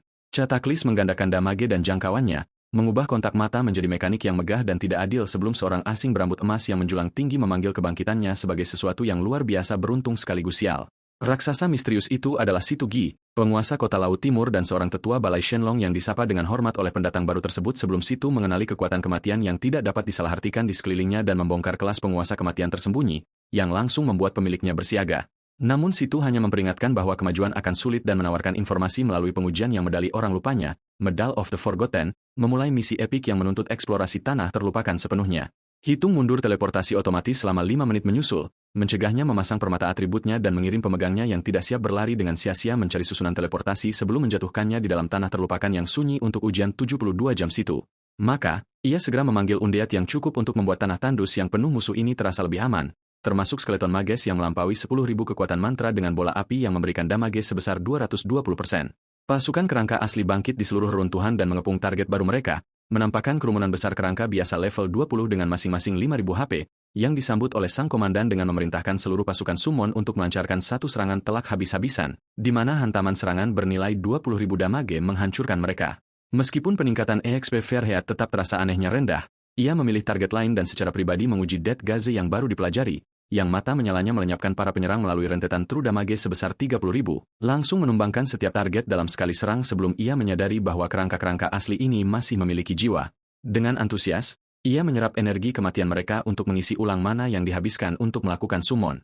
Namun, Codes kematian mencatat 0 poin jiwa terlepas dari penyerapan yang ia rasakan, sampai sebuah suara tanpa tubuh menjelaskan bahwa kutukan kuno telah memenjarakan setiap jiwa penduduk di tempat ini. Sang pemilik suara memanifestasikan dirinya sebagai Road, jiwa elit level 20 dengan kekebalan fisik dan 100.000 HP, yang menjelaskan bahwa pelarian hanya bisa dilakukan dengan mengangkat kutukan tersebut, memicu permintaan kilat akan arah dan titik di seberang tanah tandus menuju sebuah struktur hijau jauh yang memancarkan energi terpenjara, berupa peti mati tegak yang dirantai dan dikelilingi oleh mayat hidup gelisah serta aura zamrud yang menghancurkan. Bahkan para kerangka summon pun takut padanya, membuat sang komandan bertanya-tanya apa yang menunggu di dalam sana. Pemeriksaan menunjukkan peti mati pengunci jiwa berkapasitas 1 juta poin dan memperingatkan bahwa kehancurannya akan melepaskan teror, pada dasarnya sebuah undangan. Jadi, setiap minion menerima perintah untuk menghancurkan penjara tersebut sementara Road mengamati dengan gugup, dan para prajurit, pemanah, serta penyihir membombardirnya bersama-sama, dengan cepat melompati pertahanan perisai yang diperkuat hingga serangan terpusat mereka mengurangi penghalang 1 juta poin itu menjadi hampir tidak ada apa-apanya, sementara Road panik karena sesuatu sudah mulai lolos dan dengan putus asa merekomendasikan untuk mundur. Setengah Frost Lich emas gelap level 20, Neil, muncul dengan membawa 1,5 juta HP dan menyatakan transformasinya telah hancur saat Road menjerit agar mereka melarikan diri, lalu merasakan aura kematian yang luar biasa di dalam sosok yang ia anggap korban dan berjanji untuk menyerapnya. Tetapi targetnya justru mengirim pasukan kerangka maju untuk mengumpulkan bos lain yang tembakan bola api dan panikannya menghantam Neil sebelum monolog penuh percaya diri Neil sempat mencapai momentum. Pertahanan tingginya meredam beberapa hantaman dan Neil memukul mundur kerangka di dekatnya sebelum menyombongkan diri bahwa setiap summon yang tersisa akan hancur dan mengisi formasi mereka. Hujan panik panah langsung berkonvergensi ke arah Lich yang maju dari segala arah, membuat Neil akhirnya menyadari betapa parahnya aritmatika medan perang berpihak pada musuhnya. Jadi, ia mengangkat Frost Shield dan menuntut bagaimana satu orang asing bisa memanggil jumlah yang begitu kuat. Soul Fire hijau Neil semakin intensif saat Lich yang kewalahan itu meninggalkan pertahanan untuk melakukan serangan balik undead, memanggil Abomination dan Ghoul level 20, yang kesehatan masifnya akhirnya menyerupai bala bantuan yang berarti. Meskipun demikian, awan penyakit mereka mencapai sang komandan musuh lewat bau sebelum kedua pasukan saling bertemu, ia memutuskan kesempatan ini layak mendapat demonstrasi lain dari Dead Gaze, yang menilai tingkat kehidupannya lebih tinggi, menekan atribut Neil sebesar 40% dan menimpakan true damage yang masif. Rupanya, sang penguasa kematian sendiri telah menaikkan tingkat kehidupannya jauh melampaui progresi biasa, sementara sang Lich yang lumpuh mendekati kematian mendadak dan tidak dapat memahami perbedaan di antara mereka. Kemudian, para kerangka mencegat makhluk-makhluk Neil saat tuan mereka mengabaikan makhluk-makhluk tersebut sebagai makanan laut busuk dan memerintahkan formasi di sekitarnya untuk melenyapkan setiap summon musuh tanpa meninggalkan sisa pembersihan, sebelum serangan bertumpuk 5 digit merobek-robek Neil, yang menjerit bahwa ia menolak untuk musnah. Namun, bos emas gelap tersebut mati demi 900.000 EXP, meluncurkan White Knight langsung ke level 12. Ia menerima lompatan 2 level tersebut dengan senang hati setelah pelepasan yang menakutkan itu berakhir hampir seketika, sementara Neil hanya menjatuhkan satu fragmen mahkota terkutuk emas gelap, alih-alih harta karun normal yang teridentifikasi di antara 7 bagian yang dapat memperbaiki diri sendiri yang pemakainya terus-menerus menderita erosi energi kematian. Jadi, ia menyimpan tetesan yang pelit itu karena mahkota yang lengkap seharusnya menjadi epik. Road merayakan kebebasan Neil dan dengan antusias menyarankan untuk bergegas menuju jiwa terperangkap berikutnya. Meskipun peringatan bahwa penyelamatan ini mungkin terbukti lebih tangguh, langsung mengempiskan momentum tersebut sampai Bai mengancam untuk tetap tinggal, memicu jaminan bahaya yang dapat dikelola, dipermanis dengan sebuah skill block dari Road, yang secara mencurigakan tidak pernah disebutkan selama penyerangan Neil. Corpse Explosion meledakkan sisa-sisa non-boss untuk area damage dan menawarkan promosi subjek lain yang menjanjikan.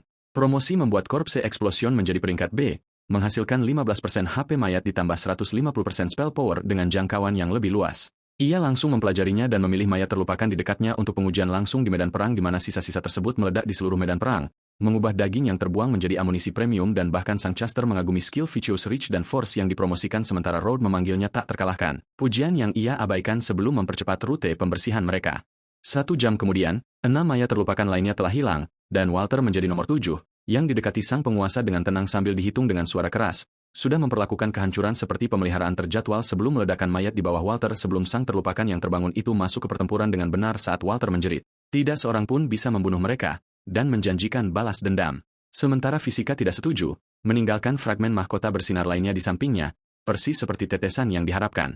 Dengan ketujuh bagian terkumpul, Bai mulai melakukan sintesis untuk mengungkapkan bentuk jadinya, meskipun Road dengan panik memperingatkan bahwa kutukannya akan mengikisnya menjadi kematian berjalan. Saat pancaran emas menyatukan fragmen-fragmen tersebut menjadi mahkota berduri tanpa negosiasi lebih lanjut. Sementara pemiliknya yang tanpa rasa takut mengabaikan kepanikan Road dan sang panduan menyatakan mereka celaka karena fragmen yang dipromosikan menghasilkan mahkota terkutuk legendaris saat eksplorasi mencapai 50% dengan 4 monster tersisa. Namun, erosi energi kematiannya hanya mengisi penyimpanan dan luapannya terbukti sepenuhnya tidak berbahaya, memberi Road kepanikan baris depan sementara skuad kerangka langsung membentuk dinding pertahanan saat bumi yang terbelah melepaskan sulur-sulur jiwa putih di sekitar peti mati ungu yang terkubur, yang dikenali Road seketika. Menyampaikan berita buruk sebelum statistik apapun muncul karena aura mahkota kutukan membangunkan Franklin, Lich yang tidur di bawah tanah terlupakan. Mengingat masa lalunya sebagai wali kota Sunset Town, Road mengidentifikasi Franklin sebagai pencipta kutukan dan memohon balas dendam. Jadi, permintaan Road terbuka sementara Soul Possession meningkatkan spirit sang pahlawan sebesar 20%. Sebelum pemeriksaan mengungkapkan Frost Lich Epic level 20 yang terluka dengan 15 juta HP dan 48.000 spell power, Franklin mengenali Road dari masa lalu, kemudian merasakan kekuatan yang berubah secara aneh di dalam mahkota yang diperbaiki dan memerintahkan miliknya untuk kembali, mengulurkan satu tangan seolah kepemilikan menyelesaikan segalanya, tetapi pemakainya yang baru mencatat bahwa kepemilikan biasanya patuh pada siapapun yang benar-benar memegangnya, kemudian melengkapi mahkota. Legendaris untuk pertahanan. 2000 HP, 4000 mana, 75 atribut, ketahanan kutukan, dan 2 kutukan. Franklin memanggil Shadow Knights level 20 dengan 200.000 HP dan kavaleri menyerbu, tetapi formasi epik mereka hanya membuat sang komandan bersemangat, yang meluncurkan kerangka tingkat lanjut langsung ke depan, dan kedua kavaleri undead itu saling berbenturan, menyebarkan debu dan sulfire di seberang tanah tandus. Ia mengaktifkan aura kutukan dari mahkota Franklin yang dicuri, melapisi medan perang dengan cahaya musuh, yang memperlambat setiap musuh sebesar 30% di bawah panah, bola api, dan bilah pedang. Jadi, sang Lich mengutuk nasib sialnya sementara legion superiornya kehilangan semua tempo. Pada level 15, 2 legendaris ditambah Death Codes hampir menggandakan statistik masuk, meskipun mahkota menolak promosi. Franklin menyatakan kematian hanya untuk ditanyai mengapa seseorang harus memberikan ruang bernapas dan menerima percobaan medan perang lain yang disiapkan dengan tenang dan sangat tidak adil saat Death Gaze menekan tingkat kehidupan bawahnya dan melampirkan kutukan agoni spell power selama 5 detik, memaksa Lich Epic itu turun, menjerit sementara penyerangnya berjalan santai sampai Franklin menuntut identitas manusia tersebut, menjungkir balikan seluruh hierarkinya. Tetapi belajar bahwa nama rupanya adalah informasi premium yang dibuka setelah mengalahkan bos. Franklin terhuyung-huyung akibat penghinaan itu namun meluncurkan badai serpihan es untuk mengubur manusia tersebut. Kemudian mengangkat tongkatnya dan bersumpah penantang akan tetap berada di dalam domain terkutuknya selamanya saat tornado es kolosal menangkap tubuh yang sendirian itu dan merobek tanah di sekitarnya sebelum sang Lich memerintahkan sesuatu di bawah badai itu untuk membunuhnya dan melihat kekuatannya. Dan bentuk kerangka yang luar biasa memaksa dirinya ke atas melalui energi ungu yang ganas yang sayapnya membelah kegelapan sebelum ia menjawab Franklin dengan raungan gemuruh. Sementara pemeriksaan menamai Bone Dragon Cacing Epic level 20 yang terluka, memasangkan 20 juta HP dan sihir yang menghancurkan, eksplorasi melompat lurus ke 90%, akhirnya membuat kota uji coba Siduji layak bagi penguasa kota sebelum Kacus menembakkan sinar kematian terpusat pada summoner yang terpapar di bawah. Tapi satu prajurit kerangka yang diperkuat mencegat sinar tersebut dan menangkapnya untuknya. Franklin tidak percaya kerangka biasa memblokir serangan khas Bone Dragon karena umpan balik Dead Sipon menghabiskan setiap poin untuk meningkatkan atribut prajurit tersebut sebesar 640% dan mahkota segera melanjutkan pengumpanan energi kematian menjadi bank daya berjalan yang dapat diisi ulang. Dengan mesin tersebut dikonfirmasi, pemiliknya mengundang Franklin untuk menyaksikan kekuatan aslinya sementara ledakan mengelilingi Leech yang marah yang hanya bersikeras bahwa mahkota itu adalah miliknya. Kemudian Franklin merapal Frost Hell, menaikkan cincin es yang mematikan di seberang medan perang. Kacus mengikuti dengan sinar kematian lain yang menghantam manusia tersebut tepat di dadanya dan tertawa karena tidak ada tubuh manusia rapuh yang harus bertahan dari eksekusi naga hanya untuk melihatnya bangkit tanpa tersentuh setelah Life Share mengarahkan kembali damage ke dalam pasukan undead. Jadi Franklin menyerbu kerangka yang bersinar dengan pasti bahwa jaringan kesehatan bersama mereka mengandung kelemahan. Franklin menyerang jaringan tersebut dengan Death and the Chai menyebarkan mawar spektral di setiap summon yang terhubung sementara Kacus menyegel kelompok tersebut di dalam penjara tulang dengan pilar kerangka yang turun. Kemudian Bone Spike Hell meletus di bawah mereka menikam setiap kerangka bersama dari bawah. Dan sang ahli taktik memahami rencana mereka. Area serangan mengalirkan Life Share di beberapa target. Ia memanggil kembali setiap kerangka yang tidak diperkuat, menantang kedua musuh untuk memecahkan tautan yang tersisa sementara para penyintas menyerap serangan besar Kacus sementara Franklin berjanji untuk menangkap pemimpin mereka, hanya agar sang juara yang diperkuat membersihkan area tersebut dan menyerbu Leech yang terkejut di dekatnya. Sementara angka 5 dan 6 digit yang tak kenal henti mengunyah kedua bos saat komandan mereka meminta detik tambahan sampai Franklin menghancurkan prajurit pertama yang diberdayakan dan mendeklarasikan kemenangan di antara fragmen yang berjatuhan. Tapi umpan balik memberdayakan juara lain dari cadangan yang diisi ulang, memulai kembali mimpinya sebelum perayaan dimuat. Menara pengganti menjulang tinggi di atas Franklin, yang kosakatanya telah menyusut menjadi mustahil sebelum hantaman keras mendarat. Mata bersinar yang memantulkan kesadaran terakhir sang Leech saat Franklin mati demi 12,75 juta pengalaman ditambah 70%. Menggerakkan White Knight dari level 15 ke 17. Kemudian Chachos menghasilkan 25 juta lagi. Level 19 dan hadiah bos epic bintang biru pertama. 100 poin utama, 50 poin keterampilan, dan 50 batu menengah dipromosikan menjadi batu tingkat lanjut 1 tahun, yang ia serap selama 50 tahun, menaikkan rentang hidup melampaui 51 dan akhirnya mengakhiri krisis tersebut. Pengumuman sedunia sampai ke kelompok Wealthy, yang setuju bahwa kari favorit mereka menjadi semakin berharga. Sementara Xiao mendesak Lu Ruan untuk menemuinya, mempercayai pesonanya untuk menghadapi identitas apapun sebelum sebuah liontin tulang naga epik terjatuh, yang mampu memanggil tunggangan naga tulang terbang epik. Jadi, pemiliknya yang gembira segera menerapkan promosi tersebut, penasaran seberapa tinggi ia bisa mendaki.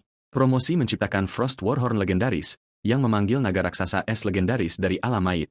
Membunyikannya membuka gerbang pemanggilan biru besar di atas tanah yang hancur, tempat aura kematian tercurah begitu pekat hingga membuat pemiliknya melindungi wajahnya sebelum cakar-cakar besar mendarat dan pembicaranya mencap sang pemanggil sebagai orang bodoh. Kemudian menilainya lemah, memulai wawancara kerja ini dari sisi yang sepenuhnya salah. Cahaya pengikat jatuh bergemuruh yang disangka oleh naga ketakutan itu sebagai penyucian ilahi sementara calon tuannya dengan bijak mundur dan makhluk yang telah dikoreksi itu menyapanya dengan benar lalu mengajukan diri sebagai tunggangannya, membuka kunci slot tersebut dan meresmikan kontrak legendaris mereka yang perolehannya memicu pengumuman bintang biru dan membuka papan peringkat tunggangan regional lebih awal di mana Bayer menempati posisi pertama sendirian dan bertanya-tanya apakah tunggangannya memiliki keterampilan tempur. Inspeksi memberikan hasil yang melampaui perkiraan. Tunggangan legendaris itu memiliki peringkat mistis, menggandakan gerakan, memberikan status yang luar biasa, 3 keterampilan, dan resistensi. Sementara para pemain biasa di tempat lain menyimpulkan bahwa ia sedang memainkan permainan yang sepenuhnya terpisah. Kemudian mengejek para Frank tingkat rendah yang kaya karena uang rupanya tidak mampu membeli kesenjangan ini saat Rhodes menginterupsi inspeksi setelah mendeteksi peti mati jiwa Franklin yang tersembunyi dan bergegas membawa tuannya ke sana sebelum sang Leech mengeksploitasi celah teknis lain di mana artefak durasi sejuta epik menahan nyala api Franklin dan mencegah kematian sejati. Bahkan pembunuh bos baru-baru ini berhenti sejenak sebelum merenungkan beban kerja sejuta poin itu. Namun Rhodes meminta untuk menanganinya saat sang Leech yang dipenjara mengejek satu sisa yang tak berdaya. Jadi mantan wali kota Sunset Town itu memanggil setiap anggota klan yang telah dilahap dan menghancurkan Franklin di bawah pemeliharaan dendam kolektif, meninggalkan peti mati kosong sebelum berterima kasih kepada sekutunya atas segala yang mereka berikan kepada Sunset Town. Rhodes menangis melalui ucapan terima kasih terakhir, kelegaan menggantikan berabad-abad yang didefinisikan sepenuhnya oleh teror saat jiwa Franklin yang hancur memberikan 1000 poin jiwa dan 12,75 juta pengalaman. Level 20, eksplorasi penuh dan hadiah sebelum teleportasi mengembalikan Bay ke East Sea City yang kosong karena tidak ada orang lain yang mencapai level 10, menjadikan alun-alun yang sepi itu landasan pacu yang sempurna untuk menguji tunggangan barunya. Ia memanggil naga raksasa es itu dan memerintahkannya ke ukuran penuh. Kemudian menaiki makhluk kolosal tersebut dan memilih kediaman C2G saat naga itu meluncur dari plaza, membuat transportasi umum menjadi usang secara permanen, sementara situ menyaksikan pendekatan jauhnya dan mengakui pendatang baru itu melampaui harapan. Meskipun saat mendarat, sang penguasa kota langsung memerintahkan makhluk luar biasa itu untuk diperkecil karena penduduknya tidak dapat bertahan hidup dari kedatangan legendaris setiap kali pemiliknya ingin minum teh.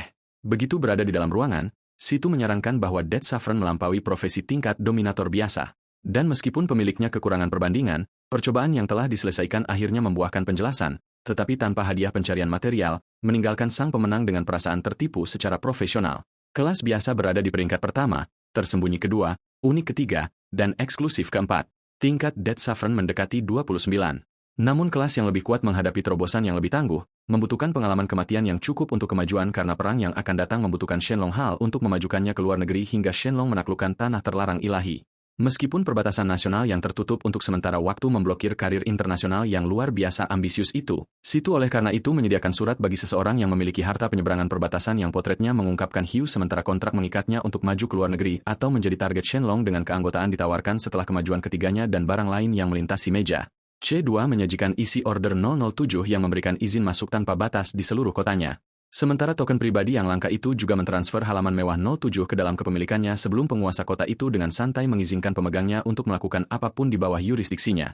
Hal itu menginspirasi satu pertanyaan bermata merah tentang apakah izin tersebut termasuk membunuh orang, yang sempat membuat C2 gelisah hingga ia bertanya siapa yang sebenarnya ingin dibunuh oleh tamunya dan menerima jawaban terkendali bahwa hanya beberapa musuh yang memerlukan perhatian di masa depan.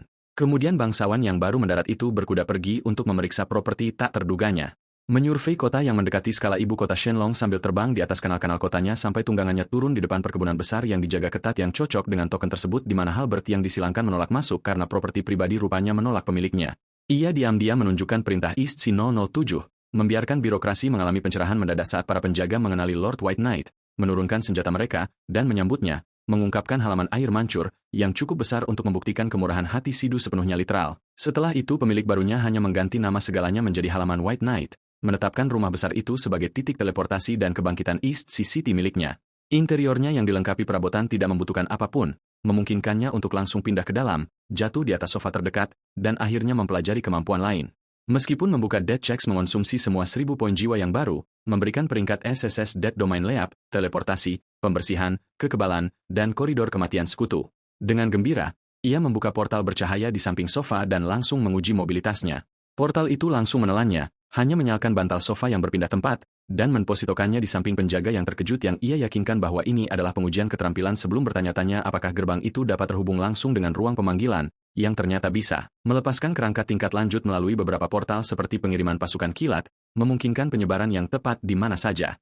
Meskipun peringkat SSS membuat promosi tidak memiliki tujuan yang lebih tinggi, ia memasuki pasar ISC untuk membuat sedikit uang saku sebagai gantinya, menjual batu bintang yang dipromosikan kepada pembeli antusias yang meminta lebih.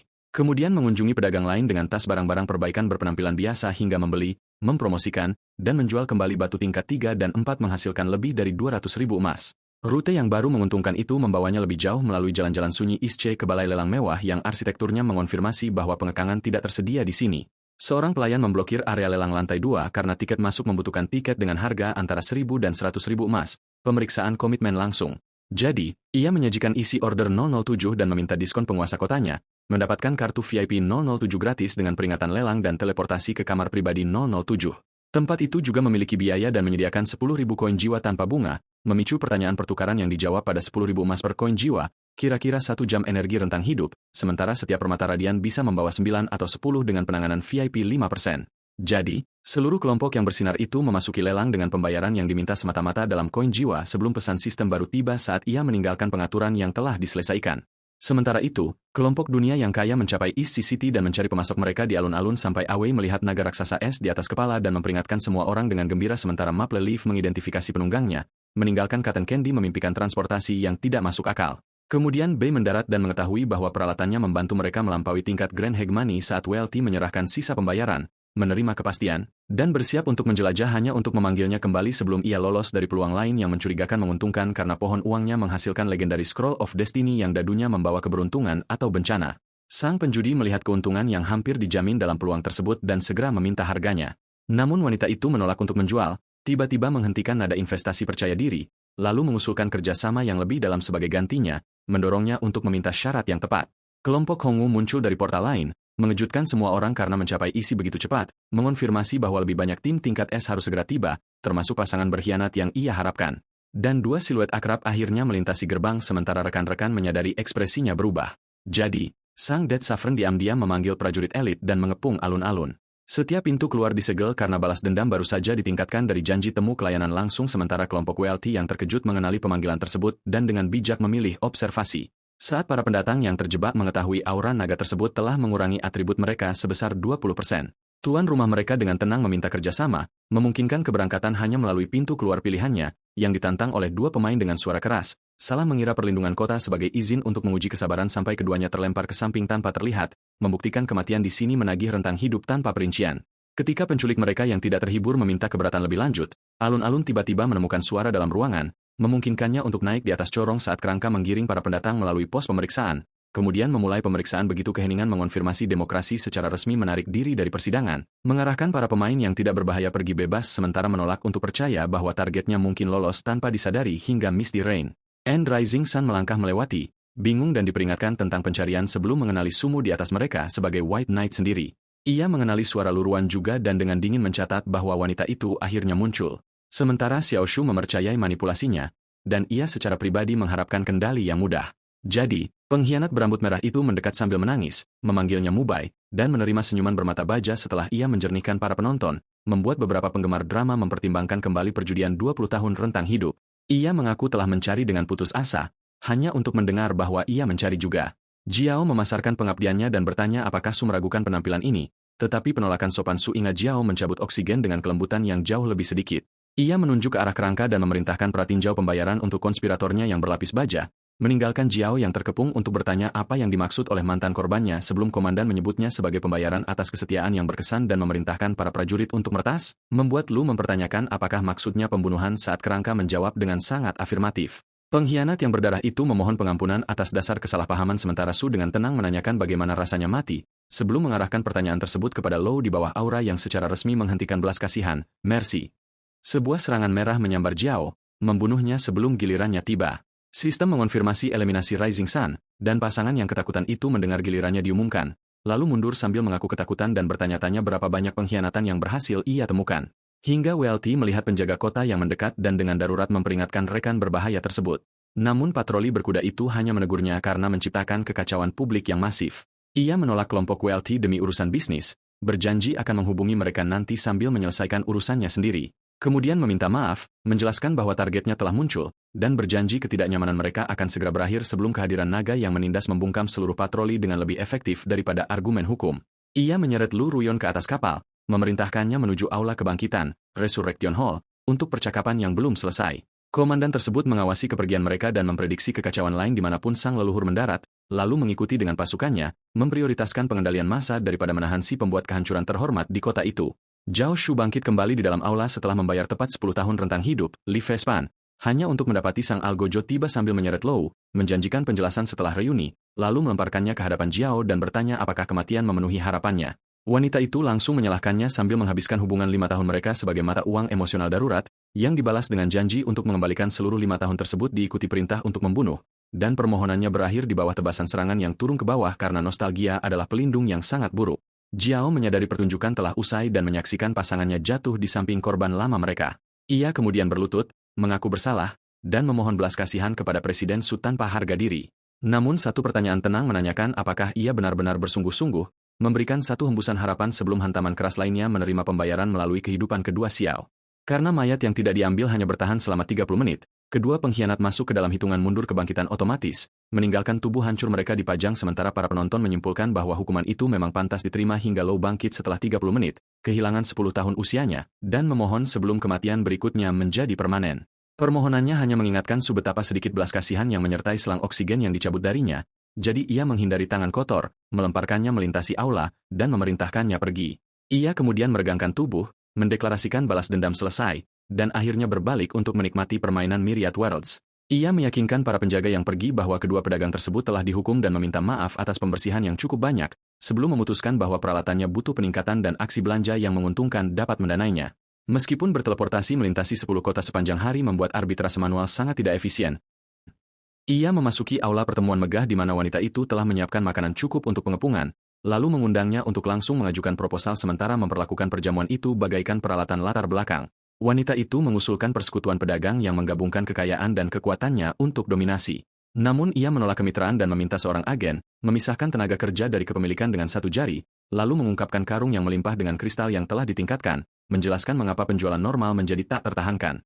Ia menjelaskan tentang bakat yang mengonsumsi sumber daya untuk menaikkan item satu tingkat, menyembunyikan keuntungan aslinya sebelum menawarkan 1% dari keuntungan untuk setiap penjualan, pembelian, dan tanggung jawab komersial. Wanita itu menerimanya hanya setelah menerima 10 juta emas untuk perubahan kelas, yang membuat Alice terangkat, hingga menambahkan satu kontrak tunggal, bantuan penyelesaian darinya, dan hanya 5% keuntungan masa depan, membiarkannya meminta persyaratan pasti dari tawaran rumit ini sebelum menandatanganinya. Bakatnya memerlukan pencapaian 10 juta emas sekali untuk membuka dewa kekayaan tersembunyi yang unik, menjelaskan mengapa pendapatan pohon uang saja akan membuatnya menunggu hingga peradaban berakhir. Jadi, ia mengonfirmasi keseriusannya, menerima kepastian, dan menerima kesempatan yang sangat sepihak ini, menyegel kontrak jiwa yang memberikan otoritas komersial sambil menugaskannya 95% dari kekayaan masa depannya, lalu mentransfer 10 juta emas segera sehingga agennya dapat mengubah kelas. Transformasi emasnya berhasil dan mengubah ambisi finansial menjadi profesi yang diakui secara resmi. Wanita itu mengungkapkan dua keuntungan baru yang dimulai dengan batangan emas yang menyertai kelas tersebut. Sementara perisai uang peringkat, Rang Money Shield, mengubah setiap koin menjadi perlindungan yang dibatasi pada level dikali 100.000 dan menyegarkan, serta batangan dewa kekayaan terikat memberikan 50 atribut plus 2000 HP dan mana pada level 10, menyerupai kodeks kematiannya, Death Codes, kecuali keterampilan kelas menuntut pembayaran karena kekayaan mengenakan uang kuliah. Pohon uang yang telah ditransformasikan kini menjulang tinggi di atas menampilkan efek 10 juta emas pada kepercayaan diri botani, kemudian melepaskan 680 koin jiwa dan satu batu roh kehidupan tingkat lanjut, membuat agennya yang kegirangan masuk ke dalam permintaan yang terkendali secara profesional untuk peningkatan segera. Jadi Bei menerapkan promosi dan menaikkan batu ungu di bawah tatapannya, menciptakan kristal roh kehidupan berusia 100 tahun, yang penalti kematiannya mengambil 1/10 dari minimum 10 tahun. Pengumuman regional melaporkan kedatangan 10.000 kota, penutupan desa selama 3 hari, dan papan peringkat yang terbuka dengan ksatria putih di posisi pertama pada level 20 sementara saingan terdekatnya menempati posisi 10 dan 11. Ia memberikan kartu VIP lelang Laut Timur dan manajemen properti kepada agennya. Kemudian mengirimnya untuk menyebarkan berita lelang sambil mengunjungi air terjun Inuan di kota Red Maple untuk pencarian Huajian, di mana sang pelukis mendongak dan berkomentar bahwa pengunjungnya kembali dengan sangat cepat. Ia langsung mempersembahkan lukisan air terjun yang lain, mengonfrontasi pengunjungnya dengan seni taktis segar, yang dipuji oleh Bei sebagai mahakarya sempurna dalam sejarah dengan begitu antusias sehingga Huajian tertawa. Sang pelukis memperhatikan Death Codes yang terbuka, mengidentifikasinya sebagai penguasa kematian, Death Saffron, dan bertanya tentang koleksinya. Jadi 10.000 koin emas kuno muncul, menyelesaikan pencarian kedua melalui satu tumpukan yang berkilauan, dan pemiliknya menjanjikan barang antik masa depan kepada Huajian. Karena sanjungan telah menjadi strategi pengadaan sebelum energi pedang hijau berkumpul dan mempertajam hadiah pencarian tersembunyi yang selesai, memberikan satu penggunaan Shadow Chase Sword Chi pedang pengejar bayangan, slot bebas 1 menit yang berisi kekuatan tempur legendaris Huajian. Kehancurannya seharusnya tidak pernah diaktifkan di dalam kota kecuali penjara termasuk dalam laporan kerusakan. Kemudian pemuda itu mempersembahkan surat tertutup C2G dan meminta satu layanan terakhir, yang dibaca Huajian dikonfirmasi berarti melintasi perbatasan nasional dan menerima jawaban ya secara langsung. Ia membentuk pusaran hijau besar di atas kepala dan dengan santai mengumumkan transportasi pribadi, membuat pelanggannya meminta keberangkatan segera ketika tidak ada rencana perjalanan alternatif yang tersedia. Saat kelompok WLT melihat fenomena jauh itu dan menduga bos mereka membuat masalah lagi, meskipun ia mengarahkan semua orang kembali ke urusan bisnis, yakin bahwa bencana berjalan itu mengarah ke atas. Sementara portal tersebut mendatangkan kedua pelancong di antara bunga-bunga cerah kerajaan Tiani di luar perbatasan yang ditutup, Su mengagumi pemandangan tersebut dan menerima vonis veteran Huajian bahwa ia tetap sangat tidak berpengalaman sementara pengumuman merayakan penyeberangan pertama, memperkuat barisan terdepan, dan melabelinya sebagai penyusup, memperingatkan semua pasukan Tiani akan mengejarnya sementara pembunuhan praperang dapat memicu penalti tambahan. Kemudian Huajian keluar, meninggalkan penumpangnya dilarang memasuki kota Legion dan terpaksa berkeliaran sampai bayangan yang luar biasa menutupi sang penyusup, menyimpulkan komite penyambutan Tiani melewatkan urusan administrasi. Bayangan itu menjadi burung nasar iblis berbulu gelap yang tidak terbaca, predator terbang besar, yang menukik cukup keras untuk menciptakan kawah di ladang damai dengan dirinya di bawahnya, memaksa sang pelancong untuk memanggil naga raksasa esnya sebelum menjadi santapan impor. Dan tunggangan mayat hidup itu melesat ke atas, menantang lawannya yang sama-sama berukuran raksasa berbulu saat pancaran mata ungu bertabrakan dengan napas naga biru di atas pedesaan hingga kedua serangan itu meledak menjadi bola cemerlang yang secara singkat melenyapkan pemiliknya. Burung nasar iblis itu tetap berada di udara, mengelompokkan kembali sayapnya dan kumpulan kepala yang mematikan sementara Bei mengulurkan satu tangan dan mengirim naganya menyerang lagi, membawa penunggangnya langsung ke arah predator alih-alih menjaga jarak asuransi yang masuk akal saat burung nasar itu melapisi cakarnya dengan warna ungu dan merobek ke bawah untuk serangan lain. Dead Domain Leap menyelamatkan penunggang dan naga dengan aman melalui cakar tersebut di dalam cahaya biru karena peningkatan jangkauan 1.600 meter membuat penyerang kebingungan. Setiap kepala berputar bersamaan, mencari mangsa yang membuat pertarungan jarak dekat menjadi korespondensi jarak jauh sebelum target yang dipindahkan menjanjikan kejutan dan mengumpulkan energi kematian, membuka beberapa portal yang mengerahkan juara elit ke langit di atas burung yang terkejut itu. Jadi para prajurit memukul setiap sisi sementara komandan mereka memprediksi kematian hancur yang tak terhindarkan. Kemudian ia meninggalkan makhluk yang babak belur itu dan terbang menuju sumber konflik yang lebih baik, turun ke hutan selatan kota Li Jing tempat para pemain Tiani secara terbuka memburunya saat anggota guild menjanjikan duel. Tidak menyadari target mereka sudah berdiri di belakang mereka sampai ia mengabaikan bualan mereka dan menawarkan perkenalan kepada adik-adik kecilnya. 3 prajurit elit turun di hadapan para pemburu yang salah mengira setiap panggilan sebagai bos elit. Saat satu prajurit mengangkat bilah kolosalnya dan mengumpulkan cukup energi kematian untuk merespons, lalu menebas satu pemain ke samping, membuat sisa pemburu melarikan diri dari duel terjadwal mereka.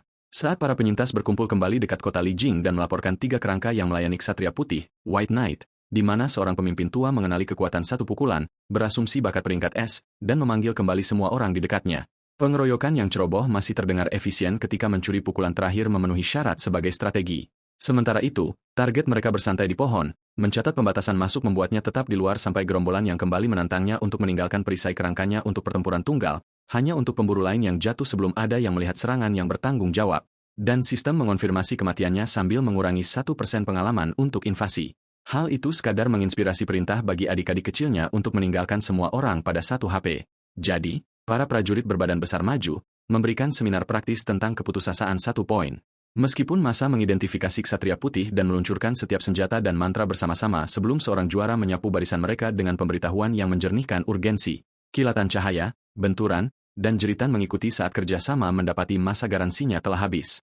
Namun, para penyintas salah mengira kelangsungan hidup yang disengaja sebagai kelemahan dan berkumpul dalam serangan lain, hanya untuk mendapati bahwa tidak ada senjata yang mampu menembus baju besi yang dipanggil, terlepas dari seberapa besar rasa percaya diri mereka. Bei mengamati kekacauan yang menyebar dan bertanya-tanya kapan perang nasional baru mengizinkan pembantaian yang sesungguhnya. Kemudian para pemburu yang merasa lega melihat pengawal berkuda Li Jing dan berasumsi bahwa penyelamatan akhirnya tiba. Namun, patroli berlapis baja itu menerjang masuk dan memerintahkan penyerbu asing tersebut untuk berhenti. Buronan yang penuh rasa ingin tahu itu bertanya-tanya seberapa kuat para penjaga kota dan menawarkan makhluk panggilannya untuk diuji. Jadi, adik-adik kecilnya menyerang patroli berkuda itu di bawah satu komando yang ceria, hanya untuk membuat satu sapuan dari seorang penjaga langsung melenyapkan penyerang pertama, membuktikan bahwa kekuatan asli Tiani dengan mudah mampu menantang kerangka yang tidak dapat ditangani oleh Descender, penurun pemain, berdurasi 4 hari manapun. Pemimpin mereka menyerang summoner, pemanggil, yang Trexpos, yang menampilkan kepanikan yang cukup untuk tetap terlihat menghina.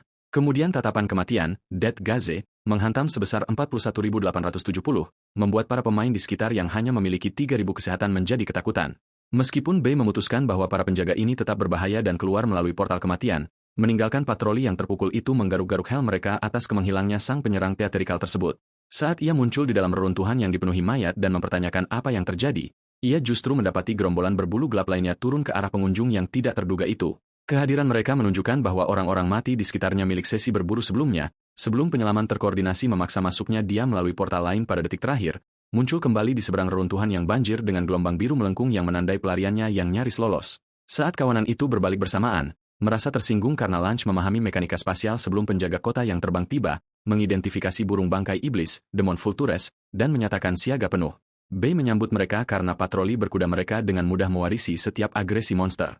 Sementara para penjaga yang dikelilingi meminta bala bantuan saat langit dipenuhi oleh bulu dan penyesalan, kapten mereka menyadari seseorang memicu segel makhluk yang diredam itu lagi. Tepatnya kekacauan yang dibutuhkan oleh Ksatria Putih untuk berburu harta karun dan eksperimen promosi monster.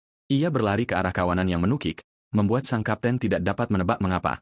Menjangkau ke arah salah satu burung bangkai iblis, ia menguji apakah promosi menerima target yang hidup dan secara spektakuler meningkatkannya menjadi bos legendaris. Sementara para penjaga melihat bencana menerima urusan administrasi, paperwork, kapten menuntut bala bantuan, meskipun prajuritnya dengan benar mencatat bahwa ketepatan waktu telah pergi. Karena monster yang bermutasi itu membengkak menjadi bayangan berkepala banyak di atas setiap prajurit patroli, memaksa mereka segera mundur setelah detasmen tersebut mengakui ketidakmampuan mereka menandingi kekuatan baru ini. Predator legendaris itu meluncurkan serangan lain ke arah tunggangan yang melarikan diri, menyebarkan bulu-bulu sementara kapten yang putus asa memerintahkan seseorang untuk memancingnya pergi dan memanggil penyelamatan, memberikan sang arsitek kekacauan cukup penutup untuk berportal pergi dengan kepolosan profesional.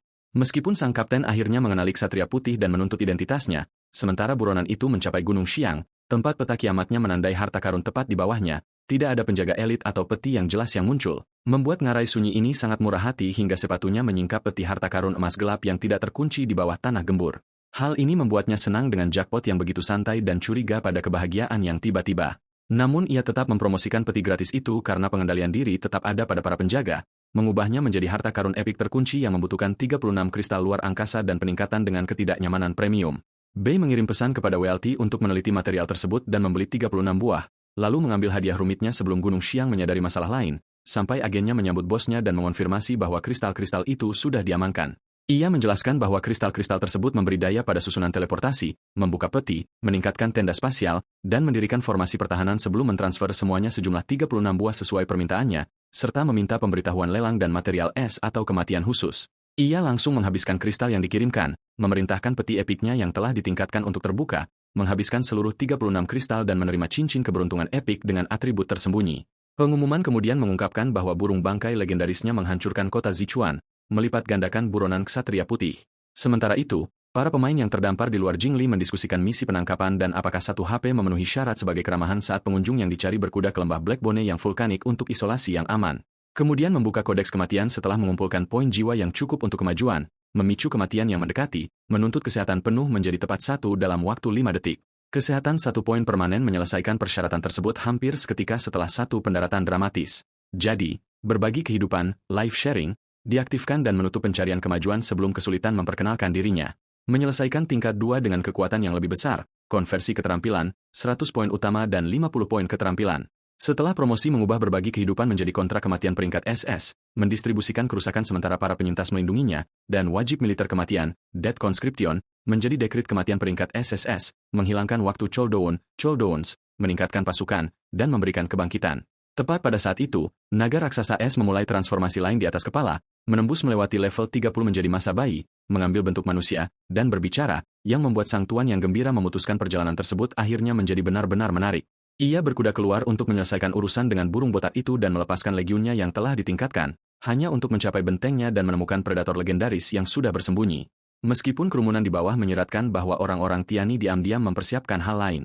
Jadi Bei bertanya kepada naga transformasinya apakah mereka harus turun dan mendatangkan malapetaka sementara para pemain di luar bergegas meratakan level di malam hari, merencanakan retret jika penyerbu kembali.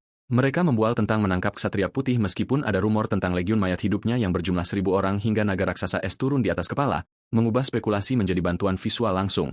Kemudian menghantam tanah dengan es sementara kerumunan yang baru diberitahu itu berlari mencari perlindungan. Tuan rumahnya menyelinap ke lembah Black Mist dan menamai kota Xiaoan sebagai tahap berikutnya sebelum membuka portal lebar untuk debut resmi Legiun Penghancur Surga yang memproklamirkan diri. Kemudian melepaskan Frost untuk rekreasi tanpa pengawasan, tampaknya mempercayai naga yang baru saja bisa berbicara itu. Sementara 4 kerangka elit mengikuti melalui lembah dengan monster berguna yang terlalu sedikit, hingga seekor serigala hitam besar muncul dari energi ungu di hadapan skuad kompak tersebut, membuat komandan mereka mempertanyakan mengapa peta pemula yang seharusnya ini hanya berisi monster level 1 yang serangannya menghilangkan kesehatan 5 digit, langsung mengeksplorasi label yang sangat menyesatkan tersebut. Ia memutuskan musuh harus mengalami apa yang kini dikerahkan oleh kelas lanjutannya, memanggil ksatria tanpa kepala berkuda berapi biru sebagai komandan pertama legiunnya, yang meminta pemanggilnya tidak menerima pengantar, dan diarahkan ke arah serigala tersebut sebelum tebasan awan kematian melintasi medan perang dalam satu tebasan bermata biru yang sangat besar. Bahkan pemiliknya sendiri dikejutkan oleh skala serangan ksatria tanpa kepala yang sangat ganas, yang membunuh pemimpin serigala angin hitam perunggu level 55 untuk 550.000 pengalaman dan jarahan kecil. Cahaya keemasan menyelimuti kerangka terdekat dan mengubah setiap kelas menjadi bentuk yang lebih kuat, meningkatkan pemanah dan penyihir menjadi raja kerangka level 30 dengan 3 statistik elit dan kemampuan level 9. Sementara prajurit itu menjadi raja lain yang membawa serangan berat level 9 dan serangan liar, Wild Charge, memungkinkan kedaulatan mereka yang gembira untuk mendeklarasikan legiun kerangka aslinya benar-benar lahir. Menyadari dekrit kematian memperkuat semua orang, ia membangun regu dengan 1 unit jarak dekat dan 2 unit jarak jauh.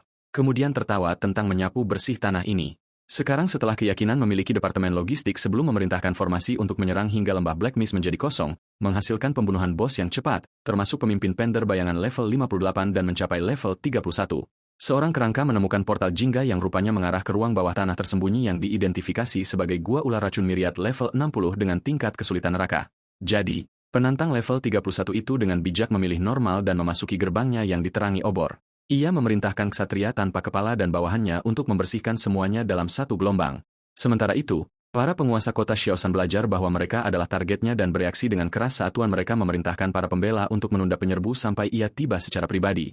Lord Matsumoto mengharapkan hadiah raja untuk membiayai kemajuannya lebih lanjut, lalu meluncur dari kamar sebelum para pengikut selesai merayakan keagungannya. Sementara Frost level 30 mencapai dinding Xiaoan dan melayang di atas para pembela yang berkumpul, yang penjaga udaranya menyebut naga itu bunuh diri dan berasumsi kemenangan mudah sebelum menyelam ke dalam formasi dan memusatkan setiap serangan jarak jauh pada tunggangan tunggal itu. Pengguna proyeksi peringkat A mulai menyiarkan penangkapan yang diharapkan ke seluruh Tiani, hanya untuk dijawab Frost dengan es yang menjulang tinggi sementara penonton menuntut eksekusi, dan Master jauhnya menerima peringatan serangan, secara pribadi tersinggung oleh bahaya pada tunggangannya. Kemudian menilai gua yang hampir bersih itu sebagai waktu yang tepat, dan mengumpulkan kekuatan untuk campur tangan.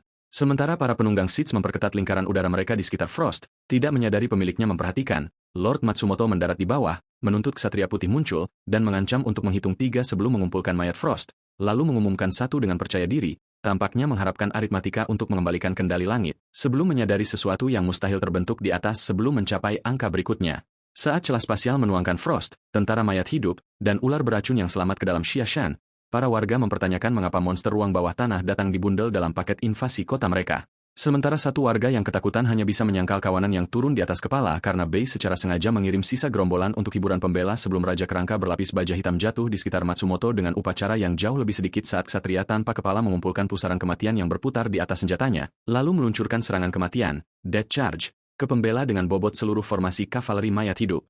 Seorang penjaga udara mengumpulkan rekan-rekannya, mengabaikan mereka sebagai sekedar kerangka level 30, sementara komandan jauh mereka menyebut segalanya sebagai hadiah yang dipersiapkan dengan cermat dan menikmati pengiriman sebelum menghabiskan 500 poin energi kematian untuk menggandakan atribut utama satu raja, memungkinkan panggilan kecil itu untuk memblokir serangan terkuat Matsumoto dan menghapus rasa percaya dirinya.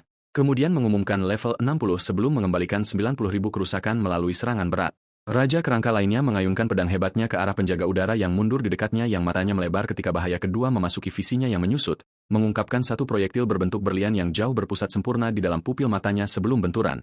Saat Fatal Snipe menghasilkan 452.400 damage, mengubah siaran langsung tersebut menjadi sebuah klip peringatan, serangan itu meninggalkan satu-satunya penyintas yang tersisa dalam keadaan gemetar, tidak mampu menyelesaikan permohonan putus asanya.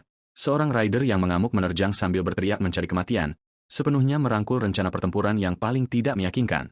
Namun, senjatanya hanya mengurangi 461 HP dari kerangka raksasa di depan, membuat para saksi menyadari bahkan kapten mereka pun hanya menghasilkan 3 digit damage terhadap summon dinding kepungan, sementara Bei menjelaskan bahwa Death Contract menyebarkan setiap pukulan ke lebih dari 20 undead, membuat damage tunggal tidak ada artinya saat penyerang yang terjebak itu mendapati HP yang dibagi secara menyakitkan. Seorang Raja Mage Kerangka kemudian mengumpulkan bola biru yang berputar untuk membalas, mendorong Matsumoto untuk mengaktifkan susunan pertahanan Agung Xiaoan dan setiap senjata pengepungan, sementara musuh mereka yang tidak hadir hanya bertanya-tanya berapa lama kota benteng ini bisa bertahan dan penduduk yang ketakutan berulang kali meminta bala bantuan kerajaan saat serangan itu meluas. Membawa krisis tersebut ke Tiania's Royal Capital Secret Society selama pertemuan luar ruangan yang damai, Presiden 11 Yaong bertanya apa sebenarnya yang diinginkan oleh tamu berambut ungu itu dari mereka, hanya untuk membuat senyuman pengunjung itu membuatnya tiba-tiba merasa tidak aman secara taktis sebelum menyatakan bahwa itu bukanlah urusan Qi dan menembakkan energi hijau melintasi meja, lalu melayang di tengah ledakan sementara semua orang mempertanyakan rencana ahli misterius ini hingga berita tentang permintaan Matsumoto dan serangan Bei secara diam-diam menyenangkan hatinya. Qi memerintahkan sebuah tim menuju Xiaoan, bertanya-tanya kekuatan besar mana yang telah disinggung oleh orang-orangnya. Tetapi tamu mereka menghalangi kepergian dan bersikeras tidak ada yang boleh pergi selama dia masih di situ, lalu menahan semua orang dalam Golden Force, mengundang sang presiden untuk menguji pedangnya. Sementara itu, sang komandan Dungeon mengakhiri pengalihannya dan mengikuti pencarian Death Chodes, mendarat lebih dalam di dalam gua dan bertanya-tanya monster epik apa yang menanti. Sapuan seekor ular besar menyapu satu kerangka ke samping, mengkonfirmasi target pencarian ini memiliki bobot nyata. Jadi, para raja kerangka mengepung binatang buas itu sebelum penguasa mereka memerintahkan mereka maju. Sementara sang kepala suku menangkap proyektil biru pada kepalanya yang mengeras tanpa melambat, mendorong Bei untuk menguji sisik-sisik itu terhadap seluruh legiun undeadnya saat para prajurit yang dipanggil menyerang bersama-sama dengan bilah pedang dan kekuatan magis yang terkonsentrasi. Kulitnya tetap tangguh, sehingga komandan mereka mengalihkan semua orang menuju damage magis dan dengan santai meminta sup ular sementara bola api biru menyediakan persiapan dapur tingkat artileri, menghantam kepala suku itu di mana-mana saat summon lapis baja menduduki taringnya hingga ledakan berulang kali meretakkan sisiknya dan mengalahkan bos yang mendesis itu karena pengepungan kerangka yang tak berujung menolak negosiasi yang adil terlepas dari daya tahan satu ular tersebut. Bos perunggu level 60 menghasilkan 1,2 juta pengalaman, level 42, dan hadiah First Clear. Setelah itu penyerang yang gembira melanjutkan perjalanan lebih jauh, memperlakukan lompatan itu sebagai kecepatan Dungeon yang normal. Sementara Tiani menyiarkan First Clear-nya, dan warga mempertanyakan bagaimana penyerang Xiaoan menemukan waktu farming, dengan beberapa menyebutnya keilahian yang turun, dan yang lainnya menyalahkan glitch game yang memalukan karena level 42 menempatkannya 28 level di atas kedua rival terdekatnya. Sementara itu, Pengunjung misterius ibu kota turun melalui spiral emas di atas distrik kerajaannya, meninggalkan anggota Secret Society yang tergantung di belakang saat ia bergerak menuju kastil, sementara seorang pejabat menuntut identitas dan tujuannya di dalam kota yang paling terjaga pertahanannya, hanya untuk membuat penyusup itu tersenyum dan menyebut ini sebagai urusan sederhana. Ia melemparkan serangan berbentuk cincin ke depan, mengklaim bahwa ia perlu mengumpulkan beberapa hal. Di dalam perbendaharaan, para penjaga mendapati setiap peti kosong tanpa satu sisa pun yang berguna, memicu hukuman nasional di mana setiap pemain Tiani kehilangan satu level dan mendapatkan setengah experience. Sementara itu, sang pemenang Dungeon mendata gulungan legendaris dan Life Soul Stone sebelum kembali. Tetapi kitab kematian mendeteksi petunjuk menuju satu set perlengkapan kelas yang lengkap dan meletus dengan sebuah visi yang tujuannya membuat pemiliknya tampak tidak tenang. Visi itu mengungkapkan kekaisaran suci tempat perlindungan tampaknya setara dengan aula naga ilahi. Jadi Bei memilih kehati-hatian dan memutuskan petunjuk ini memerlukan perencanaan, lalu melintas kembali melalui portal biru ke kota isi akhirnya di mana para rekan merayakan aula tersebut dan melaporkan perampokan istananya telah menjadi berita utama. Sebelum Welty mengumumkan guild perdagangan mereka dapat diluncurkan atas namanya, Myriad Worlds. Menjanjikan bisnis di berbagai penjuru alam, ia mengundang tim yang menunggu yang menerima bersama-sama sementara penyandang dana mereka menjadi guild master melalui orientasi yang tidak mencurigakan dan langsung memimpin semua orang menuju rumah lelang untuk menyapu stok yang berharga. Saat White Knight menduduki puncak peringkat kekayaan dengan 36,5 juta koin jiwa, jauh melampaui posisi kedua, perekrutan di seluruh server menawarkan bahan baku kepada para perajin, 20 koin emas bulanan, dan komisi 5%. Kerumunan menyerbu ke depan karena pekerjaan dengan fasilitas rupanya tetap menjadi lot yang legendaris. Sementara para pelamar merayakan pasokan gratis, menghapus pengeluaran terbesar mereka dan memanggil teman-teman, memaksa ketua guild yang baru untuk mengatur setiap calon pengrajin yang antusias. Pasangannya merencanakan bakat yang cukup untuk ekspansi ke setiap rumah lelang utama, memperkirakan Myriad Worlds akan mencakup kekaisaran naga ilahi dalam waktu 1 bulan. Di sudut lain, seorang atasan tersembunyi memerintahkan seorang pembunuh untuk menyelidiki White Knight sepenuhnya dan Ghost Hand menerima dengan penuh semangat, bersumpah targetnya pada akhirnya akan menemui bilahnya dengan stealth berperingkat SS Divine Concealment yang memperpanjang stealth, mempersingkat cooldown, menggandakan kecepatan, dan memperkuat penyergapan. Sementara itu, Situji mengkonfirmasi pengunjungnya mencari jalan masuk ke kekaisaran tempat perlindungan suci karena sesuatu yang berharga di sana telah menarik perhatian pemuda itu. Namun kekaisaran itu mengerdilkan naga ilahi, Situ memperingatkan, membuat masuk secara kasual menjadi mustahil karena para pelancong memerlukan penilaian Akademi Naga Ilahi dan kerja tingkat lanjut terlebih dahulu, yang langsung diterima oleh Bei, meminta ujian tersebut tanpa menyumbangkan 1 detik pun lagi pada birokrasi. Jadi C2 memanggil staf, memilih untuk membantu pelamar yang sangat efisien ini, kemudian membuka portal api, menawarkan bantuan penerimaan, tetapi tanpa perlindungan setelahnya. Ia menghela nafas atas energi masa muda saat sang kandidat menghilang sebelum keraguan muncul di gurun konsonan di antara badak-badak yang membuat ujian itu tampak damai secara menipu sampai salah satu dari mereka menyadarinya dari jarak dekat dan mengarahkan tandungnya, lalu menyerang cukup cepat untuk mengguncang bahkan ketenangan veteran 1 HP itu. Meskipun summon kerangka mencegat dan membunuh monster biasa tersebut, memulihkan hierarki yang tepat. Api di dekatnya tiba-tiba melonjak saat komandan mereka merasakan penantang yang serius, yaitu Kaisar Singa Api Emas Gelap level 110 yang membawa 52.800 HP dan waktu yang sempurna. Jadi undead berbalut baja membanjiri lapangan ketika ia memanggil adik-adiknya untuk bekerja, dan para raja kerangka bergegas menuju bos yang terbakar itu dengan kapak terangkat dan tanpa saraf akademis, memukulinya di mana-mana sementara angka damage melebihi seluruh kolam HP yang ditampilkan. Menyaksikan pertukaran kejam ini, ia mengakui penilaian akademi tersebut sangat meremehkan kesulitannya dan memerintahkan setiap kerangka jarak jauh untuk fokus menyerang sementara barisan depan menahan sang singa, melepaskan rentetan tembakan terkonsentrasi yang mengubur lapangan di bawah satu ledakan yang menggelegar. Namun, bos itu muncul tanpa cedera sama sekali, secara singkat mengubah kepercayaan diri menjadi layar loading sebelum meletus melalui pilar api yang menyebarkan undead dan menjatuhkan Bei ke belakang. Taktik biasa jelas gagal. Jadi ia mempersiapkan respons khusus terhadap kebrutalan ini, memanggil embun beku dari ruang kontrak sementara energi biru dingin berkumpul di sekitar tangannya, di mana sang naga menyelam, membekukan api singa di bawah embun beku terkonsentrasi saat serangan kembar melampaui 53.000 damage per buah dan menurunkan pangkat bila HP-nya menjadi hiasan, membuat penantangnya tersenyum karena ia mengharapkan sesuatu yang benar-benar kuat. Namun, es yang hancur meledak keluar ketika singa yang masih terbakar itu melepaskan diri, memasuki keadaan frenzy yang akhirnya membuat Komandan Anzen mendapatkan tatapan tertarik, yang mengirim satu raja kerangka langsung ke serangan baru, bahkan saat singa itu membentuk bola yang menyala untuk pelepasan jarak dekat, hanya untuk bilah virus yang membelahnya dan menghilangkan 13.547 HP lainnya. Panah biru terus berhujan turun, dengan sengaja memicu kemarahan bos melalui tekanan tak relent sampai ledakan menutupi wajahnya dan menumpuk ribuan damage lagi di tubuhnya, akhirnya menjatuhkan kaisar yang kelelahan itu, yang kemarahannya kalah telak oleh akuntansi kerangka. Kemenangan memberikan Lux Blessing, 30 kristal amarah epic, 26.400 koin emas, dan 112 Life Spirit Stone, sementara seorang penguji yang tidak terlihat mengagumi rekor tersebut dan mencurigai kelas tersembunyi. Seorang pemandu berjubah merah akhirnya muncul, menyambut kandidat yang berhasil itu dengan sopan santun teater dan mengkonfirmasi bahwa ia lulus ujian Akademi Shenlong sebagai murid 1709 sebelum membuka portal emas. Mengejutkannya terutama karena ujian itu berakhir begitu mudah. Meskipun lingkungan yang lebih kuat terdengar menyenangkan sebelum mereka tiba di bawah menara putih Akademi Shenlong dan memulai pendaftaran di mana seorang pendatang baru yang ramah langsung bertanya tentang bakat kelasnya dengan keramahan yang melucuti senjata. Ia memperkenalkan dirinya sebagai Kwang Chenshen, level 49 Hidden Blood Sacrifice Priest. Sementara Baya menyebut dirinya seorang necromancer biasa, mendapatkan pujian karena mencapai kampus tanpa bantuan sebelum pemandu mereka mempersembahkan asrama yang mengesankan di samping gedung klub yang sama mewahnya, menyebabkan kedua pendatang baru mengagumi semuanya sampai ia mengarahkan mereka ke tempat yang jauh lebih sederhana karena perumahan mereka sebenarnya berdiri di seberang jalan, dengan aman dikecualikan dari brosur. Mahasiswa baru yang tidak berperingkat tidak dapat memasuki asrama Braves dan harus mulai di dalam gedung biasa, memicu para senior terdekat untuk mengejek kedua anak baru tersebut karena salah paham tentang perumahan akademi. Dipimpin oleh seorang Venomancer level 66 dan Forbidden Spell Mage level 68, yang meremehkan kelas biasa. Ketika Chen Shen mendesis marah, pemandu mereka melarang pertarungan pribadi dan mengarahkan para penantang menuju duel formal, tetapi pasangan itu mengejek ukurannya dan menawarkan untuk bermain, dengan percaya diri memerintahkan konsekuensi. Teman sekamarnya yang lebih tenang menahannya, mengakui mereka saat ini melampaui peringkat mereka dan berjanji akan membalas budi nanti sementara secara pribadi memutuskan untuk menyembunyikan kekuatannya sampai akademi yang penasaran ini mengungkapkan aturan-aturannya.